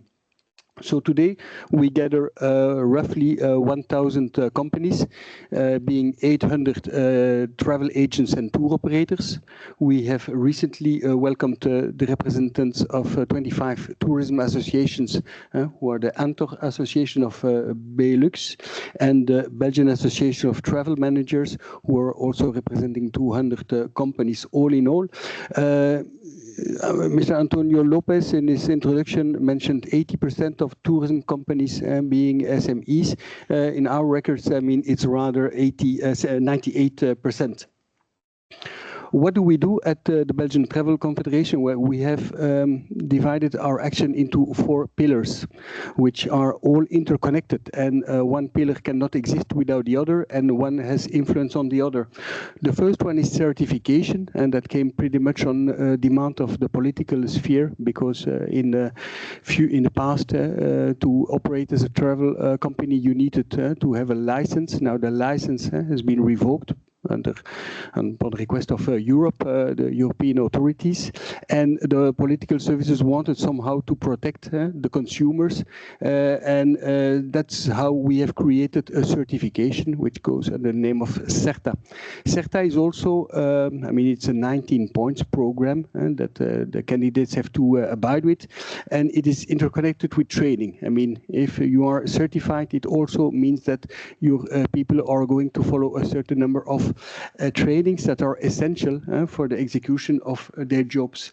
So education is our second pillar, and then data, which was already also evoked earlier today. I say data is the fuel of artificial intelligence, and we know that artificial intelligence is a game changer. It is going to have a major impact on our job tomorrow, and we cannot do anything with the AI, which is like a modern sports car, if we don't have the fuel being the data.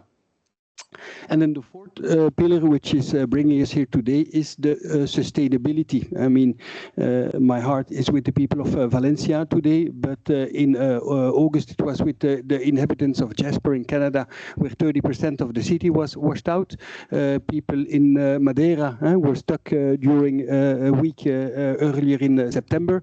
So the climate is really imposing its agenda on us, and we better take it into consideration. I mean, we're still young, but we have strong ambitions to work as a leading example to attract more entities into our movement. We're already working with le Commissariat Général du Tourisme de Wallonie, with Sephora, with other instances, and we want to develop that by attracting Visit Flanders, Bruxelles Formation, and other stakeholders.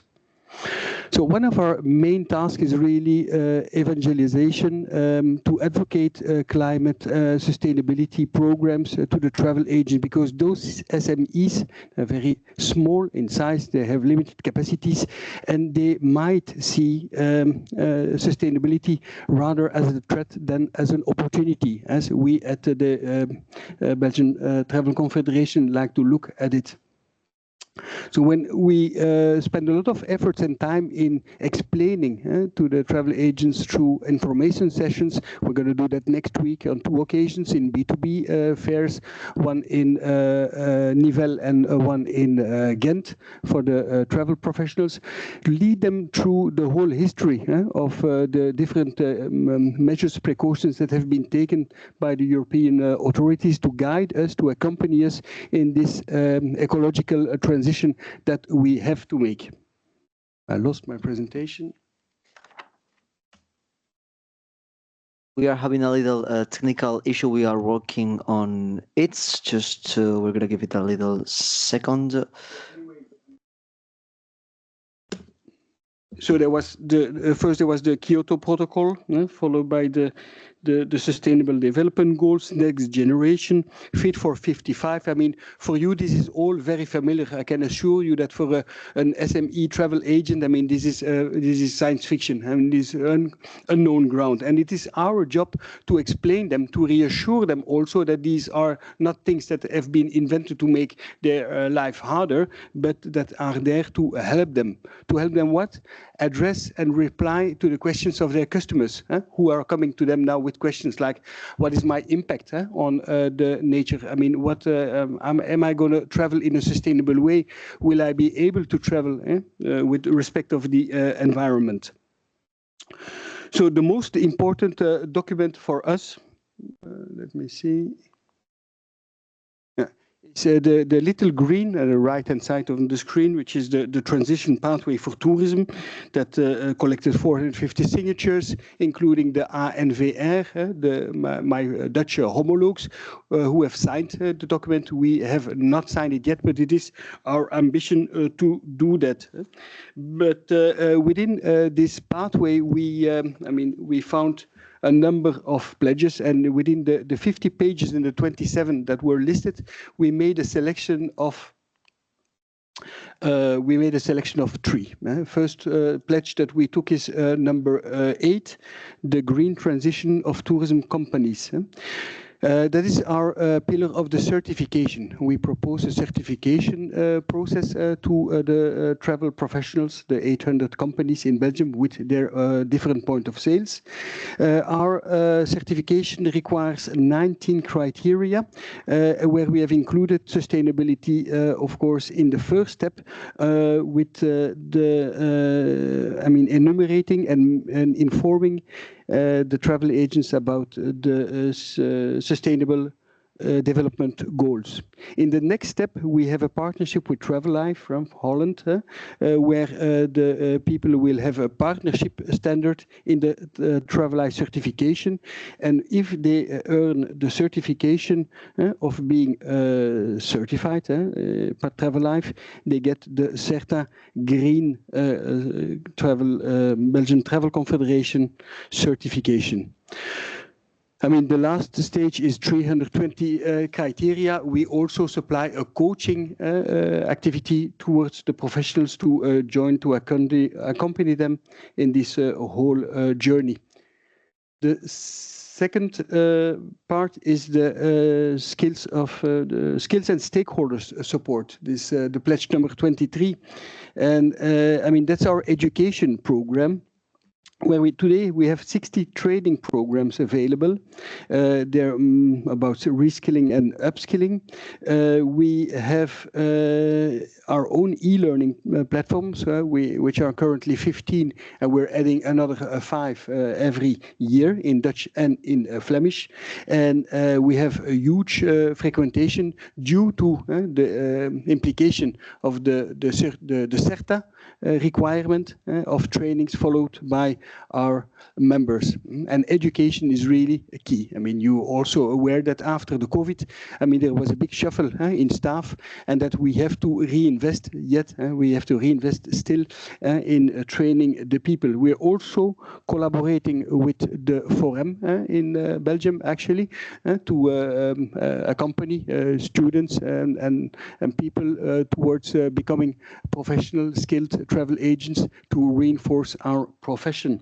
We've also collaborated with ATR, Agir pour un tourisme responsable, the French initiative, also under EU patronage, with the Erasmus Plus project, where we were one of the Belgian partner of the project, also advocating the initiatives and making it knowledgeable among the travel professionals. That is gamification, I say, of sustainability. We co-developed a certain number of tools that are available for the travel agents, where they can learn about sustainability while playing games, and it's working very well. And then the third pledge that we took is the digital transformation. I mean, also essential in the path to more sustainability. I mean, I will not mention our participation on the GBTA focus, which strives to implicate business travel and offer sustainability solutions to the business travel professionals. We sustain also the charter of the Bond Beter Leefmilieu, who's also providing possibilities, solutions to the people who are busy with sustainability. We promote an e-book produced by our founding member, the VVR, the Flemish Travel Agents Association, and guiding and also helping SMEs to implement sustainability in their policy. So, I mean, we've already mentioned it earlier today. Artificial intelligence is key. I mean, if we want to regulate the travel flows, we will need to use artificial intelligence, but then we will also need the data to help to disseminate and to guide the fluxes of tourists.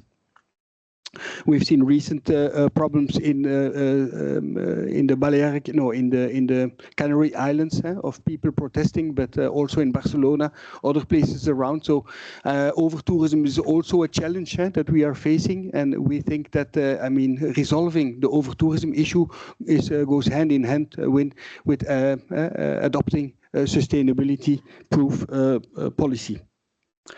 Next digital challenge that is coming up for the travel agents is to fulfill the e-invoicing obligations by January 26. And for all these purposes, we have developed our own digital platform where we are collecting data. We're checking. We are collecting data from Eurostat, from Stadbel, from our own booking engines where we are partnered with, so that we have real data. And our ambition is also, and I'm happy that I heard that earlier today, is also to be able to exchange the data that we are collecting and distributing with other European destinations, so that our knowledge expands, becomes richer, and serves more needs. So our to summarize our policy.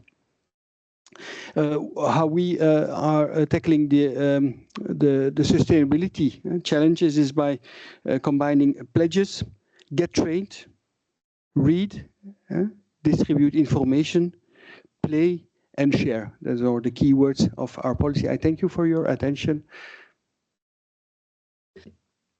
And thank you very much to you, Mr. Bostels, for sharing insights into how innovation can drive competitiveness in the tourism industry. And next, we will have Mr. Tim Verharst, Director General of the European Tourism Association, who will address tourism in transition components. So the floor is yours, Mr. Verharst. Thank you very much. Good morning. I know we're against time, so I'll fly through the early slides. So just a quick explanation of who we are. So I'm wearing two hats today. One is, as you've heard, Director General of the European Tourism Association. So we represent people who are selling Europe around the world. So they could be sitting in California or Japan or Dresden or Manchester. Also the European supply chain. And I draw your attention to the fact we've got 100 destination management organizations in the membership. So that's about 100 regional and local and 20-something national.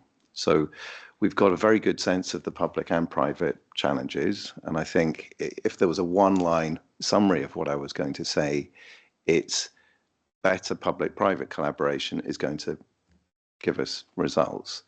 We're based here. Legally, we've got a network around Europe. We spend our time providing, we're an independent organization, so we need to do useful things. Otherwise, people are not going to spend money on membership. And part of that use, hopefully, is providing information about how tourism is working. What's the business environment for the visitor economy in Europe? So during the pandemic, that was how are border controls working? Now it's trying to read the lines between what is going on eventually with EES implementation, so we can help reassure markets worldwide who depend on that kind of information. So we try and filter a lot of information which can be confusing for people who are not close to the Brussels village. But from my perspective, I'm EU facing, but I'm also town hall facing, because it's very clear that a lot of what influences how tourism works is decided at local level, and it should be, because that's where tourism is experienced by the people who live there, as well as the people who visit. And we do all the other things that you expect trade associations to do. We're part of the Transition for Tourism expert group, so we're quite close to some of the initiatives we've just heard about. I currently co-chair the Tourism Manifesto, and Emiliano's organization is part of that. So just a quick background to it, because I think it's a useful prism through which to look at tourism policy at a European level, because at the beginning of the mandate before last, so sort of 8 to 10 years ago, who did you talk to if you wanted to get a sense of, what in general does the sector need? Bearing in mind the sector includes, culture, as we've heard. It includes people who are developing very small scale bicycle tourism networks. It includes the cruise industry. It's big. It's got a lot of verticals. It's very fragmented. It is SME dominated. It also has a lot of big businesses as well. So how do you develop a set of priorities that is going to make sense for such a wide range of stakeholders? So that was the Tourism Manifesto, still is. So we came up with various policy priorities, from good governance to better integrated transportation, accessibility, all the things that you might expect. What we did this year is revisit what the purpose was. We've already heard some observations, and 8 to 10 years ago, the priority was jobs and growth. That was it. That's all you needed to say to get political attention. It's very clear that if we were going through the same exercise now, the social acceptance or rejection of tourism would be very high up the list of external threats to what we're doing. And our response to that is necessary in order that we're credible as a sector. So I think it's very notable that if you look at those 4 priorities we've got there, decarbonization's top of the list. There is not a chance that would have been top of the list pre-pandemic. So I think it's great news that the sector is looking at that full in the face and recognizing that unless we, and that means pan-sectoral, not just travel and tourism, we come up with a credible plan, we will fail. And I went to the European Climate Risk Management Roundtable a couple of months ago, very impressive in terms of content. The urgency is really clear. We're going to experience twice the global average temperature increase. That means Southern Europe is going to have to do tourism differently. So that's an opportunity, but we really cannot waste any time. So innovation adaptation is the theme for today. So I'm just going to use those 2 crises as a prompt for discussion, and I'm going to just break it down to 2. So it's the climate emergency and social rejection of tourism. And those of you who are interested in 1970s prog rock from the UK will recognize the Supertramp album cover. We've been making a mess of this for a long time. We've got a very short period of time to get it right. So urgency is useful because we can't procrastinate. We can't say, oh, let's get around to it. It is a crucible to get us to move beyond the rhetoric into some action. So my big takeaway from that climate risk roundtable was the problems are not financial, they're not technical, they're not engineering. It's, can we make the decisions? Have we got the institutional and political capability to do it? And that obviously requires consensus building on what good looks like. So I think we've heard it from our colleagues from the regions, how you bring community with you, how you articulate what does good look like for a visitor economy. It's broader than tourism. It's the whole integrated picture. What's desirable?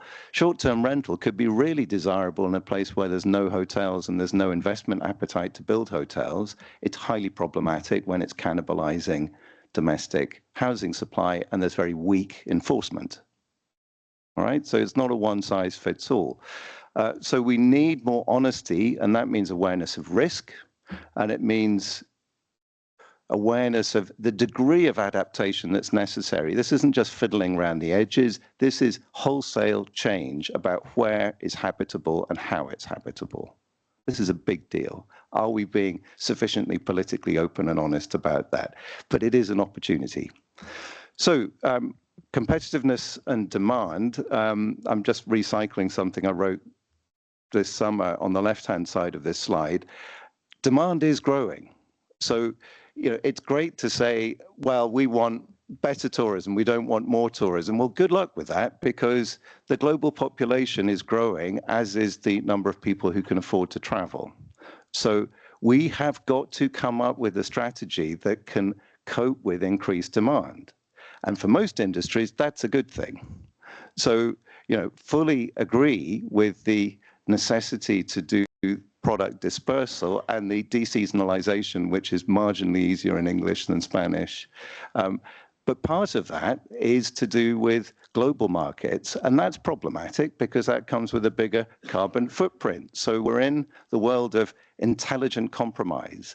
Is there a net benefit from the very high numbers of Americans that want to visit Europe at times of year where Europeans are not traveling quite so much intra-Europe? They're not adding to the beaches, they are adding to the cultural tourism demand. So what's our strategy? And there's a very big spectrum, lots of virtue signaling saying, oh, we don't promote in America. That's nice, they're coming.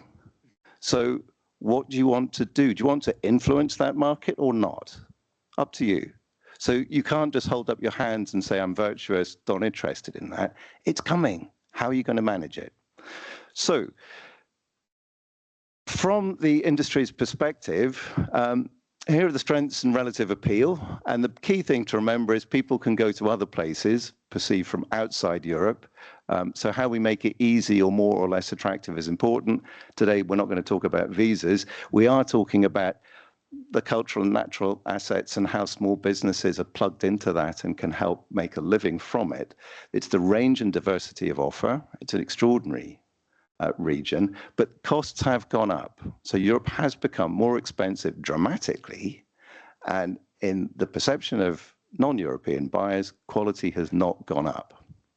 Okay, if anything, it's harder. And we know why. Skills is attracting people, keeping people in the industry. We've lost a lot of know-how in the last few years, and we know why costs have gone up. There's a land war in Europe. It affected energy costs. So, you know, this is an industry under great stress. So it being, you know, top-down doesn't work. The reason why these projects are so effective is that it's gluing together that horizontal network of expertise and sharing good practice.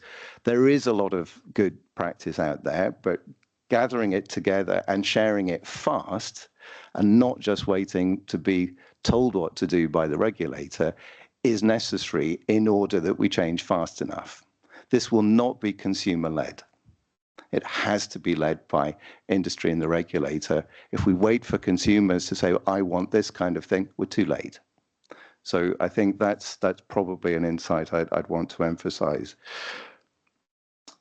And it's an enabling framework that we need. So it is a combination, as we heard. It is regulation, and we need the floor to move. We've got to make it easier to do the right thing, less appealing to do the wrong thing. Otherwise, you stay commercially in a place where I'm not going to move because I'm going to vacate a commercially rich territory. So the regulator needs to do that bit, but the rest of us do need to work on the good practice sharing and the funding that we're talking about today. So last slide, just to set expectations, not going on for hours. These are the three things, and I think it picks up on what we've heard so far today. So it's policy, product, and practice. Just some thoughts. This is not a comprehensive prescription, just some observations. There is a huge amount to do to get the ecosystem working better with the travel trade. You know, I represent organizations who buy services and then sell to consumers, intermediaries, right? A lot of the travel industry is not very good at working with intermediaries. They think about the consumer, great, you should, but think about the multiplier effect of the travel trade, because they're good at selling. That's their value add. So if you were to, this is a gross generalization, and I'm sure if this is being recorded, this is for purposes of illustration, not my personal opinion. If Europe was a factory for cultural tourism, you would have to conclude it's not a very efficient one.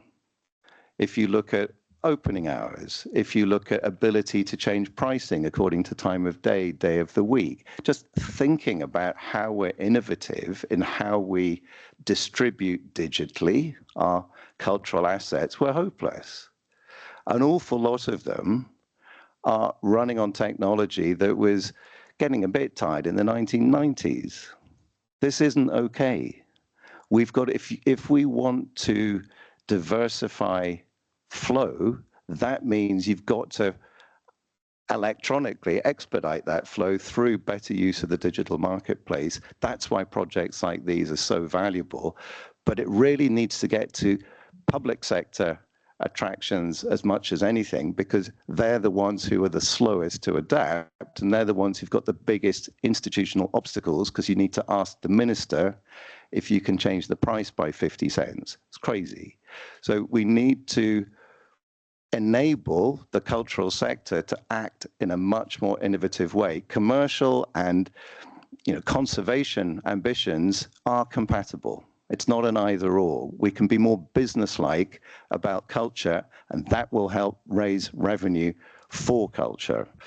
The value adding and innovation, I think combinations of products are essential. Enabling people to find each other, and again, this project will do that. How can your product plus my product equal something that is hard for someone independently to put together? And there's a regulatory piece to that. Let's make sure package travel does not disincentivize smart packaging. Think about how humans add value. My only AI observation would be anyone who thinks that regulating guiding is going to help preserve the jobs of tour guides is crazy. The quality of AI digital guides is extraordinary. So let's think about, it's not so much humans are competing with knowledge, forget it. You are going to compete with humor, with empathy, with contextual awareness, responsiveness, the things that humans are good at, not as a knowledge delivery machine. So let's rethink how we're defining value there. If there's questions on other stuff, please come back to it. But the Unseen Tours, which is a UK organization outside the scope of this, but it's interesting. They're not a member, no conflict of interest. That is a tour company that offers people who have had experience of homelessness a path to the workplace. So it's not poverty pornography. This is people who've had a tough time. They can talk about it in the context of a big, rich city. So you go on a walking tour, which shows you different sides of life, and you walk away from the end of that feeling quite encouraged about possibility, but much better informed about a big city. That wouldn't be legal in a country that regulates guiding. It's a missed opportunity. So capacity optimization and flow management, I'm not going to repeat what colleagues have said. There are great tools out there. I think this project should drive awareness of them and should drive uptake of them.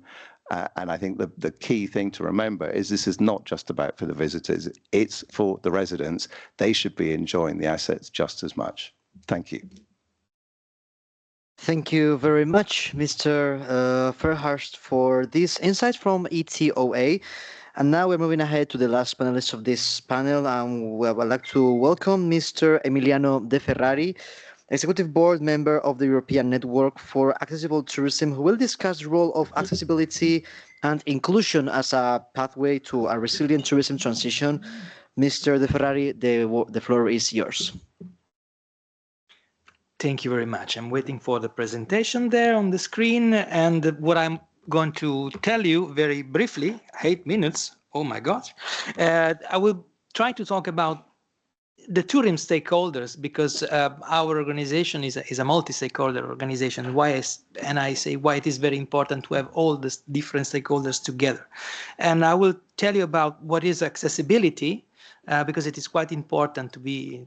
It's always important to be sure and say it again, because we're not very sure that everybody understands exactly what we mean by accessibility.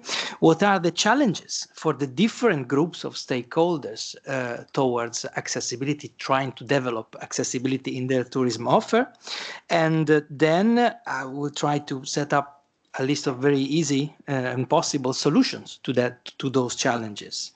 And I will try to give, if I still have some time, some example of good practices, especially as Tim was saying before, a good example of cooperation between public and private sector, which is probably the best to make inclusive and accessible tourism working.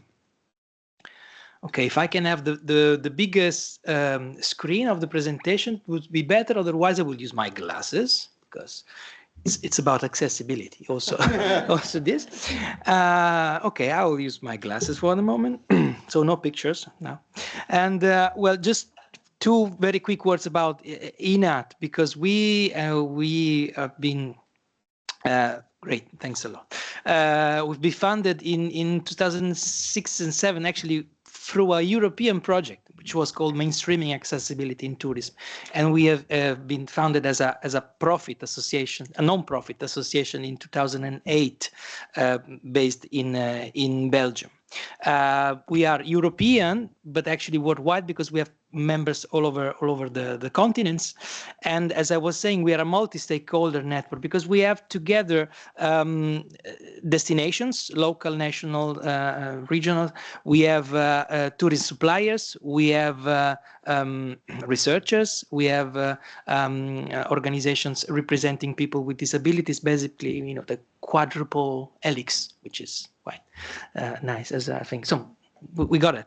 And what we do, we try to mainstream disability. We started with that because in 2006 and 7, it was very difficult to talk about disability as something that had to be part of each horizontally, of each sector, of each challenges. Things have changed a bit, but in any case, we wanted to combat discrimination, because it's still at stake at the moment.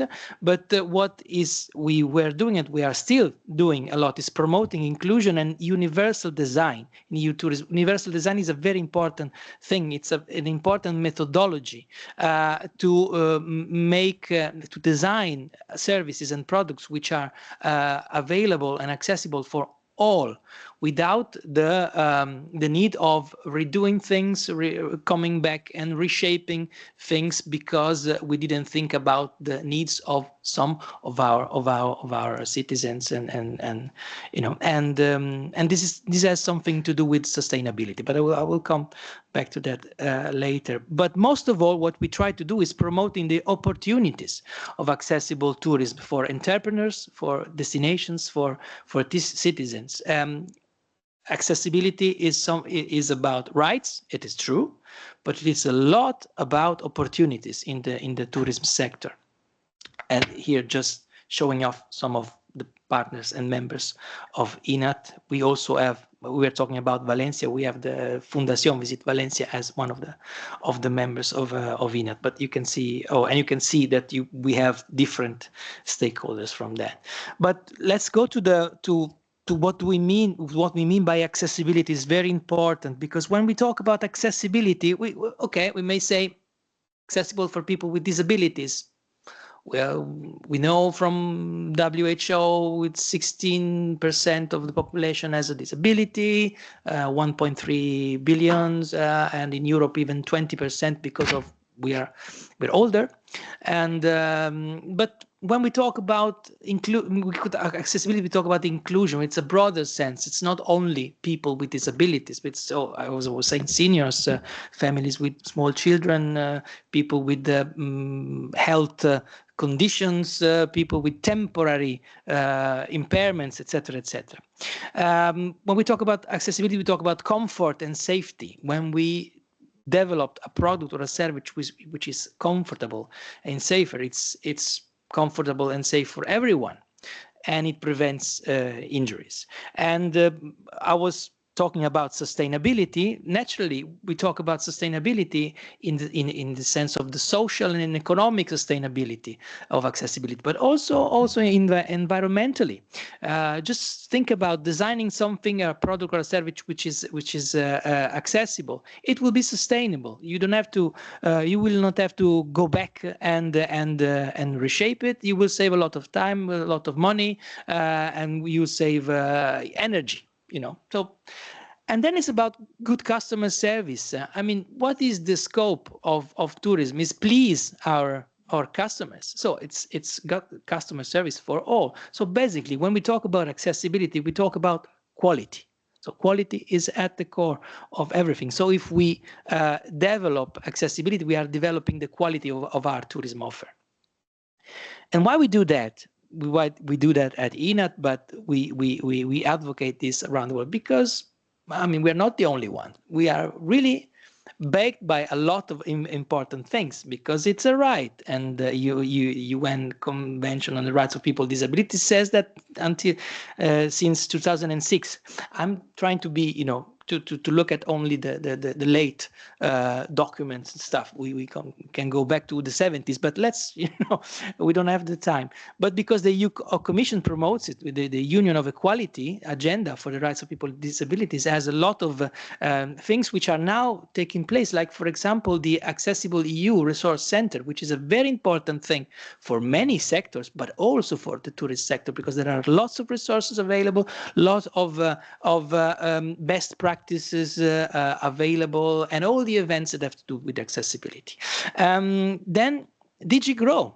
Got it. I mean, the transition pathway for tourism is quite important. We always talk about the twin, let's say, for transition, which is the green and digitalization. But the third pillar, which is this broad and sometimes strange to translate, resilience, has to do with inclusion and has to do with accessibility. I mean, it's that, and because also going a bit on the world level, also UN Tourism has declared it even recently. I mean, they talk about accessibility since 20 years, I think, but last November, while in Palma, you were doing a declaration in San Marino, within an international conference on accessible tourism, there was an action agenda which was released by UN Tourism, and it was and it is declined for both destinations, for the tourist suppliers. So it's quite important to have this in mind when we try to develop accessibility. The point is that we have a lot of challenges, and different challenges. There are challenges for destinations. Let's not talk about the challenges for visitors, which is, I don't have information, I don't know, I don't trust, I don't go. I won't go and I won't tour, but that's it. But the challenges for destination, is this about human rights, accessibility, is about ethics, it is about business? Well, it is about all of this, a world of tourism opportunities for everyone. I just mentioned here in this picture one of the main important concept of the strategy of Visit Flanders for the regeneration of tourism. So when you have residents, entrepreneurs, and visitors all together, you build a flourishing community. This is quite important to have it into mind. But what should destination do then? There's a lot of things that they can do. Learn. They have to study a lot. There are a lot of interesting things, accessible manual for tourist destination handbooks, because they have to start planning for accessibility, including suppliers and including citizens. They have to choose the best KPIs to monitor, and this is about digitalization and IT. This is very important, because then they have to gather data and measure their success, and naturally what they have to do, they have to share their success story. And maybe also candidate for recognitions. There are a lot of nice prizes like the Smart Tourist Destination Award, Access City Award, European Cultural Tourist Network Award, and so on. So destination can, do a lot to develop accessibility and promote it. But then there are also the challenge of suppliers, because suppliers for public enterprises and private businesses, customer needs and requirements are unknown or misunderstood. They don't understand what they really want. And they also misunderstand the costs of investments because they think they exaggerate it. There's a lot of things. Access is seen mainly as a problem rather than a golden opportunity. But then, so what should suppliers do without forgetting the return on investment? And we do not forget that. Let's start with the almost easy, free easy win. It doesn't cost anything. Smile. Ask, how can I help you? Pencil and paper. That's, the easiest thing that you can do. Whenever we start thinking about very important, great thing, IT solutions, but, let's start from this. It won't cost anything.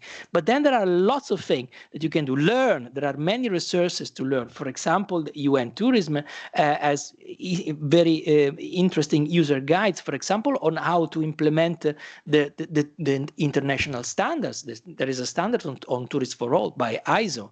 It can be difficult for suppliers understanding what generally architects have to buy and study for ages.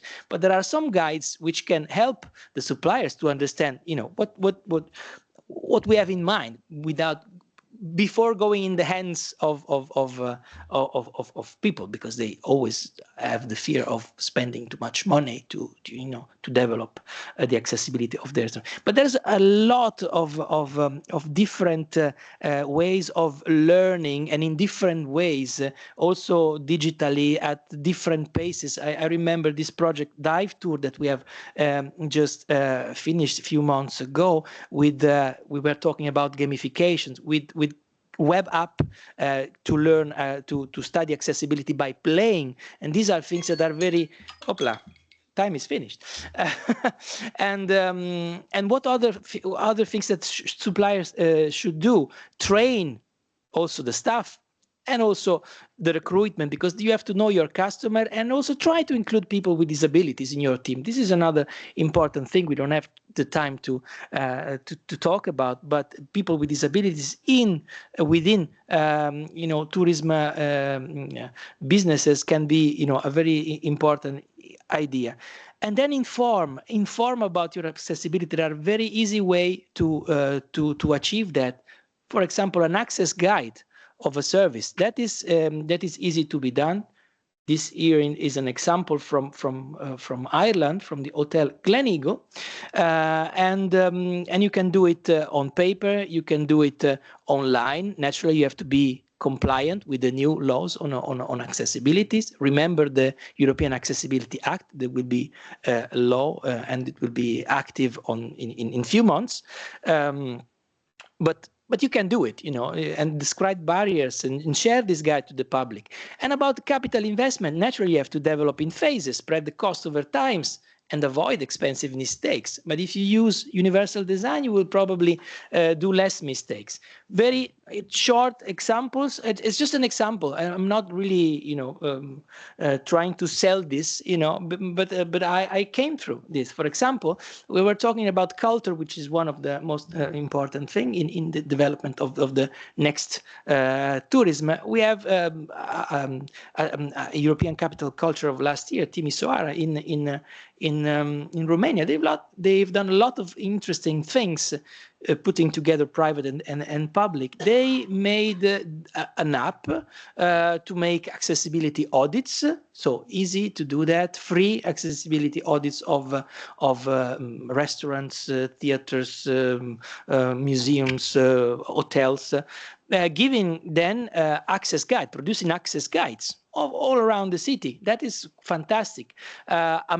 An app with a map of cultural heritage of all the interesting things to be seen downtown, also in audio format and in different languages. And then they have done different 3D printed tactile models for the blind, but for everybody, because it's an experience. The senses is quite interesting for all, and not only for people with specific needs. Tactile maps and innovative interactive tactile exhibition. My very last example, because it's from last week, probably 2 weeks ago, European Cultural Network make awards every year for cities and for important realities all around Europe. But we from this year's on, there will be a section of the awards dedicated on accessibility. And this year, 2 ex aequo cities won the prize, which was Cittadella in the Veneto region in Italy, and one here in Belgium, actually the Sint-Katelijne Waver, I think, the wonderful winter garden, the Ursuline winter garden. It's close to Mechelen. Right side. And why they won? Because without a lot of money, without a lot of big investment, they had the possibility to renew their tourism offer. In a case, it's the city walls, the middle-aged city wall, make them accessible not only for people using wheelchairs on motory disabilities, but also for people with other accessibility needs. And you can go to the European Cultural Tourism Network website and check for more, and it will be very interesting to get some insights. That's it. Thank you very much, Mr. De Ferrari, for this really interesting presentation on the importance of making sure that also we have accessibility in tourism sector. And I take advantage to thank also Mr. Bostels, Mr. Fairhurst, and Mr. Neutz for your contribution to this panel. And now we are gonna present the very last panel. We will delve into the EU funding opportunities and best practices for advancing innovation in tourism. We will have one ponent. We have here Mr. José Luis Galar Jimeno, Head of Area and Analysis of Aragon Tourism Strategy, who will share knowledge on how to leverage available resources to foster sustainable growth within the tourism sector. And just a little disclaimer, this ponent will be in French.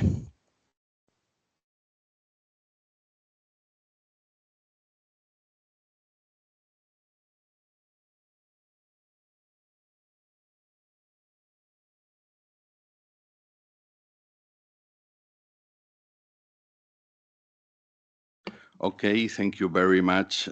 First of all, I would like to say that our heart is with Valencia and his people. And second, I prepared my intervention in French, okay? Well, bonjour, digne autorité, membres de l'organisation de l'événement, de la Fondation Futurisme, collègues d'autres administrations, entreprises privées, mesdames, messieurs. Je représente Tourisme d'Aragon, une entreprise publique de gouvernement d'Aragon, une communauté autonome située au nord-est de l'Espagne, comme beaucoup d'entre vous le savent.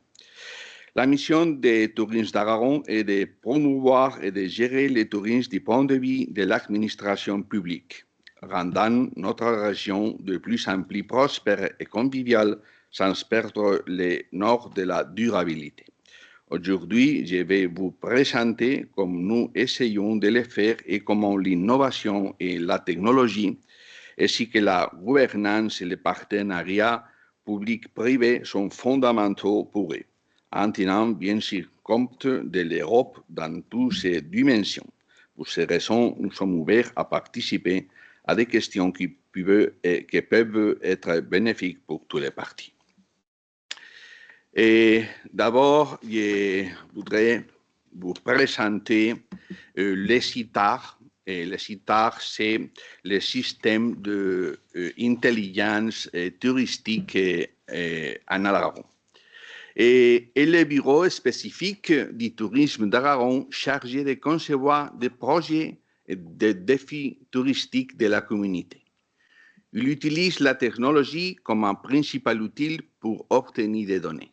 Il repose sur deux axes fondamentaux, la digitalisation et la durabilité, dans le but d'améliorer l'expérience des touristes ou des visiteurs, tout en aidant les petites et les moyennes entreprises à être plus compétitives. Comment cela fonctionne-t-il? Sur la digitalisation dure, que c'est l'innovation par l'utilisation de l'intelligence artificielle et de l'Internet des objets au service du secteur touristique public à Garonne. Le Big Data, une grande quantité de données collectées, sera mise à disposition du secteur touristique local soutenu par un modèle d'intelligence d'affaires, de business intelligence, permettant des améliorations dans les procès de planification stratégique avec des analyses prédictives et diagnostiques. Pour la durabilité, selon trois axes, socialement juste, respectueuse de l'environnement et économiquement viable. Socialement juste,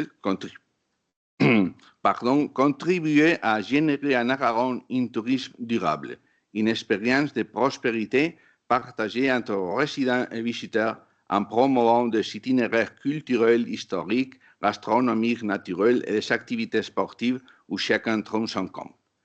Respectueux avec l'environnement, éviter les concentrations en mesurant le flux de manière à protéger l'environnement tout en améliorant l'expérience des touristes ou des visiteurs.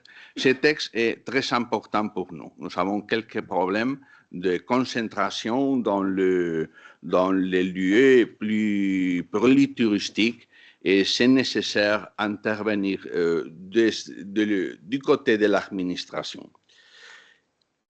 Économiquement viable, soutenir le secteur par la digitalisation et le traitement des données en utilisant la technologie pour augmenter sa compétitivité sans compromettre l'axe de la durabilité. C'est le CITAR. Et maintenant, je vais parler d'un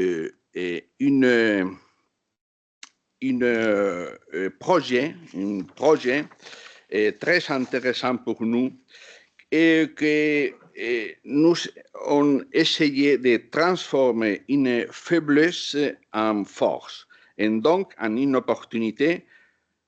Avec Aragon, il y a beaucoup de kilomètres de routes secondaires. Alors, si vous voulez aller à toute vitesse, ce n'est pas possible, ok? Mais c'est possible de disfruter si vous conduisez slow, ok?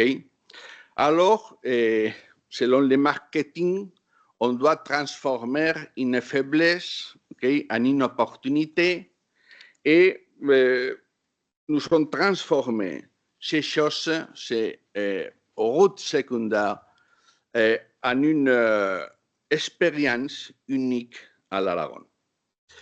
Et de toutes ces kilomètres, on a choisi pour l'expérience pilote une route qui s'appelle la Silent Route. La Silent Route, c'est une route qui est en Teruel. Je ne sais pas si vous connaissez Teruel, mais Teruel, c'est une province qui est où a né le silence. Je crois que le silence a né dans Teruel. Et c'est très, très joli et en absolu massifié. Alors, qu'on a fait et avec l'Internet of the Things, on a signalisé, on a capté des dates, une origine, une des moyennes et une des finales. OK? Alors, avec ça, on peut savoir avec l'intelligence artificielle combien voitures, combien motocyclettes, combien de caravanes vont par là. Mais non seulement ça, qu'est-ce qu'il fait là? Alors, c'est un projet pilote, vous voyez ça, que c'est alimenter une plateforme d'intelligence touristique avec des informations détaillées en temps réel sur la zone spécifique, sur le lieu d'entrée et de sortie des visiteurs, leur mobilité. Comme nous l'obtenons grâce à l'installation de caméras et de capteurs qui permettent le suivi et le contrôle de la capacité des véhicules. Alors, s'il y a beaucoup de véhicules ici, on reçoit un SMS au fond le conducteur qui le dit où est plus vide. Alors, je crois que ce projet est surtout bien connecté avec la durabilité, parce qu'on essaie de non massifier le destination et alors l'expérience des touristes est meilleure, je crois. Alors, c'est, je crois, très frustrant aller à un endroit qui est complet, qui est rempli. Alors, on essaie de faire la distribution. Je dis que c'est un projet pilote. En ce moment, je crois qu'aujourd'hui, on installe la dernière caméra et en plateforme, on verra en temps réel qu'est-ce qu'il passe là. Alors, l'idée, c'est toutes les routes les signaliser. Je m'exprime? Oui. Alors, merci beaucoup.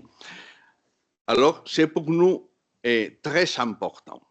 Par exemple, le dernier week-end en Espagne a été ce qu'il nous disons el puente de todos los santos.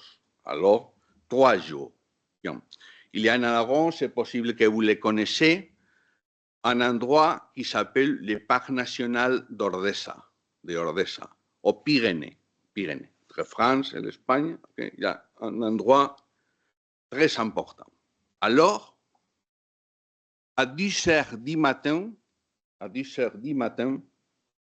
la Guardia Civile a coupé l'entrée des touristes. À 10h du matin. Parce qu'il y a des milliers de personnes. Alors, il n'y a pas de durabilité, mais l'expérience, c'est terrible, je crois. Quand tu arrives là et tu ne peux passer à faire ce que tu as planifié avec ta famille.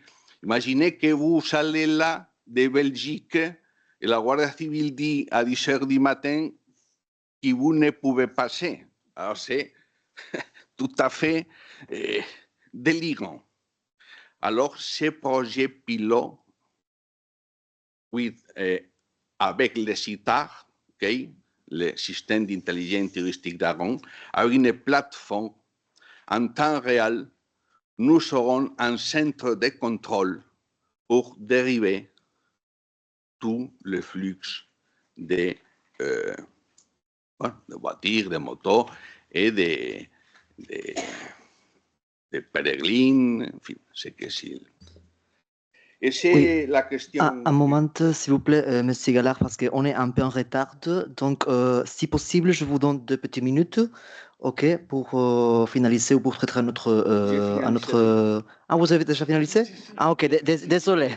Désolé. Merci beaucoup.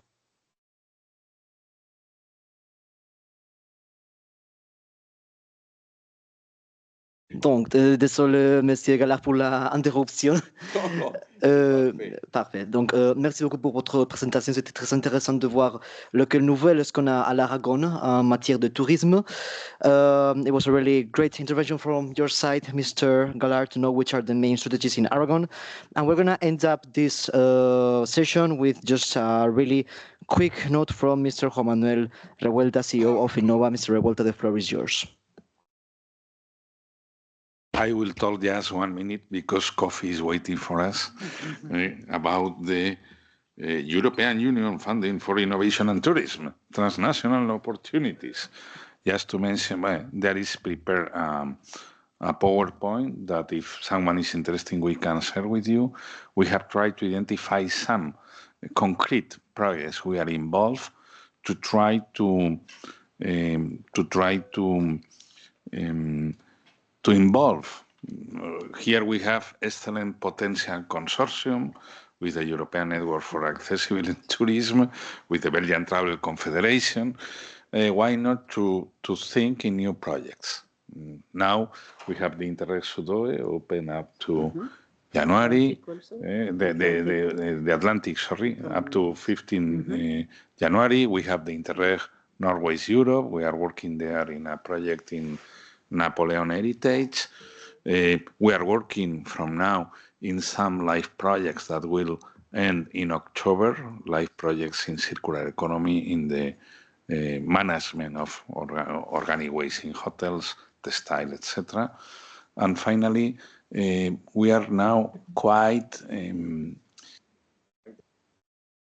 new projects in Latin America and in Africa with Alinvest Green. In fact, we are working in some projects about sustainability in tourism in the region of Ñuble, and we have an ongoing project in Peru about agrotourism, about sustainability around coffee.